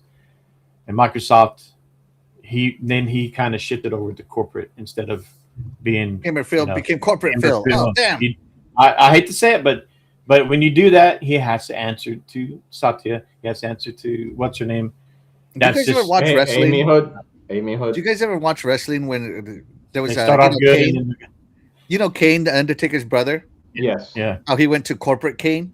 Yeah, somebody was talking to him really mean, and he goes, "Are you talking to me?" And corporate Kane goes, "Are you want to mess with me?" And he goes, "Yeah, I want to mess with you because there's nobody else here who's more qualified to help you through your problems because I have years of corporate training." That's what Phil reminds me of right now. Corporate K, corporate Phil. Yeah, and honestly, I think that he kind of shifted away of, hey, let's improve the features, let's do this, all this stuff that he started to gain back those Xbox gamers and try to, it kind of got away from him, I think. Absolutely. Yeah. Here we go. Let's see. Rachie says all the best games are going to Xbox Showcase. Keeley lost. Xbox should finish him. Yeah. Darizi, yes. For the love of God, stop throwing Jeff Keighley bones. Screw him. Right? Let's see. The Xbox can do. They could do like Shaddai was saying. They could do their own Game Awards deal, and they have all the numbers. So the Xbox Game Awards, and they give awards to third party and stuff like that because they have all those numbers. What's the top selling game on X? What's the blah blah blah? They can have their own Game Award. They don't need Keighley. Right. Harry Balzac says, like any job, Phil lost passion for the core Xbox. Maybe he was beat down already, man. You never know. Phil is the guy fans wanted to hang with. Asha may not be that, but she probably has the better business acumen. Probably. Yeah, and shout out to Split Difference for this $2 super chat, making him the super MVP. Thank you so much for being here. You are the real MVP. Thank you, brother. He says, no negative news, Shabu Boo. Just wait and see. Thank you so much for that $2. I don't know where's the negative. I don't know where's the negativity that I said, but okay. Hey, Shabubu. Hey, I still have that on my phone. Shout out to Splendid Difference. You're so funny, man. Shout out to Jago6. Thank you so much for being here. You're the real MVP. Appreciate you. Yeah. All right. So let's see. All right. So let's finish this out here. Over the last 5 years, Xbox and the industry have been through an unimaginable amount of change. Tell me about it. And this team has continued to deliver through it for the community. Yeah. Thank you for staying focused on what matters. 62 days in, we're proud of how we've honored our commitments of great games, return of Xbox, and future play. We're here to do the most creative and courageous work of our lives, and that's what we'll do together with gratitude, Matt and Asha. We are Xbox. So, Fastback, are you Xbox? Always. Yeah, definitely. Do you buy into Asha's visions? So remember, she stated the problem. Yeah. She stated the vision. And then she listed 10 ways we're going to get there. Do you buy it? I do because she's being transparent. She's sharing this out with everybody. She's trying to get she's trying to gain a lot of former Xbox gamers and people and game new come to Xbox. And she's finally paying attention to us console plebs. Yeah. Because what did we say? Stop showing the PlayStation logos, right? Yeah. So she is listening. She knows there's a community out there. There should be red lines. Remember Phil said there's no red lines? There should be. Yeah. But listen to the common sense. There's a lot of good Xbox community members out there that, they don't spew a lot of the stupid stuff out there. Listen to the common sense ones. And by the way, guys, those are my opinions. That's what I think Xbox should do. I don't know anything about the numbers. I don't know anything about the goals that Satya puts on them. I don't sit in the big room. I'm just reacting to it. Yeah, we're just a fan. Yeah. As Xbox gamers here, we're just, expressing our opinions. We don't have the full facts behind what they are doing, like we didn't have back then what Phil was doing. But I think we're pretty good about, being level-headed about it. We do, like earlier about the whole Game Pass deal, we might get a little passionate about this and that. We have our differences, but we're having fun about it. We're not being, toxic and stuff like that. So I love how we have different opinions. It makes for a fun show. Yeah. Shaddai. Yes. Exclusive Shaddai. Are you Xbox? Do you buy into what they said? The problems, the vision, and here's how we're going to get it. Okay. She have the right mindset. Now the question is she let's go back. Remember when Phil said on stage that everybody's gonna have their freedom to do whatever they want, because remember that they were always like checking Yeah, it them was out. it was creative freedom. Freedom. Create the kind of game you want to create. Right, and then Creative freedom. now the question is she gonna step in and say, you know what, I need Clockwork Revolution to release this time. I have to pressure. I don't need no more time off or whatever the case may be, like it happened Halo Infinite, that they pushed back what is it, a year later, after saying that it was gonna release on the same time after console. Yep. Turn Phil into a liar. Right. So Mm-hmm. so that's one that she have to fix. And two, is she going to go to every studio and say we have to stop whatever it is, the toxic behavior in the studios? Are we gonna stop this and be a little bit more open minded? This is work. Mm-hmm. So see, that's the part that I want to know, is she's gonna get involved into those situations, because those situations is what actually pushes back a lot of the projects. Mm. Yeah. Because why am I saying that? Because we keep saying, remember, there's always something going on with Activision. There's something going on with Halo Studio. So now you're fragmenting the time frame of the project, because this is what's happening between, let's say, you and the management, or you see this with the management. Are you going to get involved as a CEO? Are you jumping into this? Everybody needs to be on board, and common sense with the respectful thing and all that. Are you gonna put your foot down and say, hey, this is what's happening, what's going on, let's fix this? It's not gonna happen to be harmonious in each studios, but you need to have clarity with that. Yeah. And that's just it. You either buy into her vision, because she laid it out. This is my vision. You're either in or out. You know Yeah, what I but mean? you know how it is that sometimes, what was it, I think it was with Halo Infinite, there was a lot of holding content because something was happening inside the studio. That's what I'm saying. If you're gonna do that, might as well just do it ahead of time, Mm-hmm. before anything that can't happen between the projects. That can't happen like that. That's just me. Yeah. So that's great the way you said. So are you Xbox? Yes. All right. You see, it's all that, but you didn't answer my question. No, no, no. I actually did say yes. I actually Okay. did say yes, but then I said that, but she needs to fix these things. The Yes. short I did say answer. yes. Give me the condensed version. No, I'm just kidding. Shout out to Yobi. Thank you so much for being here. You are the real MVP. He says, I don't care about the numbers. That's their job. Yeah. Treat the Okay. brand like you really care for it. Just like how we love and treat it with respect. Absolutely legendary, Yobi. That's what Yeah. was felting, right? Yeah. Yeah. The creative freedom was a big failure. I think it's good to have creative freedom, Mhm. as indie studios are proving. Yes. Just being as honest as I can be here. Some of these indie studios are outshining the AAA studios That's true. big time. But if you look at Xbox with Obsidian and Exile, and Double Fine. Double Fine, they've been awesome on being how they haven't what they want to create Mm-hmm. and what they've been producing. It's been on point. So they No, that's good. But that's good. But look, studio indie game within the AAA studio with that creative freedom. Like, and I'm just gonna be real unique here. As a design engineer, I'm given a space claim for what I need to design, and then they tell me to design it, and I design it to my creative freedom, and then they rein me in. Still my overall design, just with some rein-ins, and that's what Shaddai is pointing out to. mhm. Sometimes you gotta rein people in. Yep. Yeah, Shout out yeah, to you can. Difference again Splendiferous. for $5 super chat, making him the double super MVP. Thank you so much for that. He says some people seem to think that Sarah Bond was a DEI hire. Oh, don't make me block you, man. To me, that was very disrespectful. Okay, good. Yeah, no, I know. There is one of the main reasons we get great games in Game Pass. Yeah, Sarah Bond grew Game Pass to a level that it wasn't before.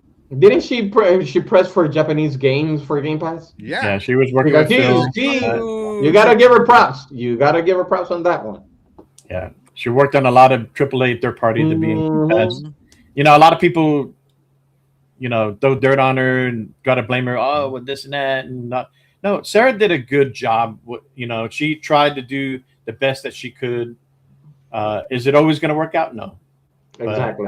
But a lot of people that met her and some of these events, they liked her personally, and this and that. You know, I think, you know, just be cool about it. Yeah, absolutely. Let's see. She did say they will have weekly meetings about Xbox, as they should. I mean, no offense. I'm in meetings all damn day. Yeah, Yeah. I hate meetings Let's see. unless I'm the one that creates it. Honestly, the hands-off approach needs to end. You want to make an impact, be on these studios' asses, and hire Yoshida.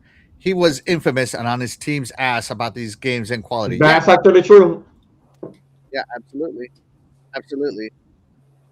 Yeah, you do have to have some oversight. You can't just let people do whatever they want, and then next thing you know, the game, It's gonna end up like Concord. Yeah, and the initiative. Concord, The initiative Perfect Guard, Yeah. Scalebound, Yeah. even the old Fable Studio Lionheart. I mean, if they're not getting it done, I'm sorry, but we can't. We can give you some creative freedom, but there's got to be a schedule to meet. Yep. Deadline. I know in the past people were complaining about crunch time. Crunch time. Oh, yep. no, you know, that's the reason why I brought that up. Yep. Take longer, which they have, because now you did away with crunch time because, God forbid, you don't want people, the optics and people out there and the blah blah blah that probably never don't even have a job, never worked, so they don't understand that it is important. You have to find that balance. But then when you get to the point where you got a deadline at a certain time of year, all right, look, we need your team. Let's get in there. Let's get to work. But, you know, and get it done. And in the end, we'll be rewarded for it. You know, it's like it's not excessive, right? I mean, I've been in aviation business for years, and there's a deadline. These engines that I work on jet engines, and I'm an inspector, chief inspector now. We got to. There's a balance, and you want to get a good quality product out, but it's got to be out in a certain amount of time. You can't take forever. You got to get these planes in the air, and so these games, there's a budget. You say, here's the money. All right, let's get this done, and let's different scheduled goals, dates, and I think it's gotten excessive, and you see that on Sony's side too. Look at where's the game from Naughty Dog. So you say you work on aviation, so that means you have to work something better on those bathrooms, man. They're not great. Oh, I don't do that part. Sorry, sir. I'm only engine. By the way, that ain't my problem. I have toured where the bathrooms are made. Talk about cost savings. Let me tell you, man. Oh my God. Yeah. Anyways. Sorry, sir. Okay, keep the creative freedom, but limit budget and development time. Yeah, absolutely. Absolutely. Yeah. Absolutely. Shout out to CFD Nist. Thank you so much for being here. You're the real MVP or SOT Nist. Nist? I don't know. Thank you so much. Yeah, the game got canceled. Yeah, Perfect Dark canceled. Yeah. Canceled. Yeah. I mean, hey, creative. Hey, we want to make this game. Awesome. Make it. You got 3 years. Yeah. Right? And if not, all right, you're out of here. We're in a results-based business. Hate to be mean, but it is what it is. People, Jason Shrimp, they have all these articles. He comes out with all these articles. Oh, crunch time, this and that. Oh, the people on the inside, this and that. But it ain't hurting him because then now when the games don't come out and then they get canceled, well, now those people are out of a job. Yeah, but you know what though? The good example I think it was on GTA 5 that they did a lot of crunch time of a game. Yeah. But when the game was out, they had a longer vacation because they could do that. All over. Yeah, it starts Yeah, over. you could do that, but you're gonna get a longer vacation. But I expected something good. Yeah, but at the same time, if you're gonna crunch, right, you're getting paid for that overtime. But then if the game comes out, does well, there should be a good bonus for these guys. Yeah, that's what I'm saying. A vacation, something. Yep. Yes, you guys did a great job. It's quality. The people are buying it. They like it. here's a nice chunk of money, performance. I bonus. agree. Yeah, So, but absolutely. if So the games keep getting canceled and they take too long, then now there's less money there for that stuff. yeah, so we are Xbox. So we are Xbox, but that's how we feel. Shaddai, how does the chat feel? Are they Xbox? Okay, since we are Xbox, let's see how they feel. Okay, chat. Are we excited for the We Are Xbox era? 49% says curious to see where this goes. 38% says this era might actually swing hard. I'll keep it there. 13% says still not sold on it. So there you go. Some people are still not on it. They want to. We'll see what happens. Yeah, that's natural. Yeah. Yeah, we will see what happens. But folks, that's going to do it for today's show. We went really long today. And there's only 3 of us. If there's 4 of us, We got a little passionate. Yeah, We had fun. it was fun. But that's going to do it for the show today. But of course, we wouldn't be able to do this show without you guys, the chat. And that's why you guys, the chat, will always be the MVPs to all of the shows here on the Iconic Video Games Sorry, channel. no Splendifer. I am not familiar with the bathroom inside the airplane, please. I am not. I don't work in aviation. No, he's saying that whenever you go take a flight, that's the first place you go. No, of course. Yeah. But remember, your nostrils start burning when you use it. So, anyways. Gross. Exactly. No, but real quick, I want to say shout out to everybody in the chat. Thank you all so much for joining us and staying engaged with us. I love a lot of you guys. I see you guys in other chats and other podcasts. And man, I really enjoy seeing y'all over here too and supporting us and engage with us. So thank you, everybody. Same. Yeah, and shout it. And all right, so yeah, we wouldn't be able to do this show without you guys, the chat. And that's why you guys, the chat, will always be the MVPs to all of the shows here on the Iconic Video Games channel. And with that being said, we are going to go ahead and get out of here. I'm Axel1324. I'm Eternal Exclusive Shidai. In the airplane bathroom, and I'm Xbox. I wasn't expecting that. And we are Xbox, and we are out of here. Bye, everybody. All right. See ya. Have a good rest of Sunday.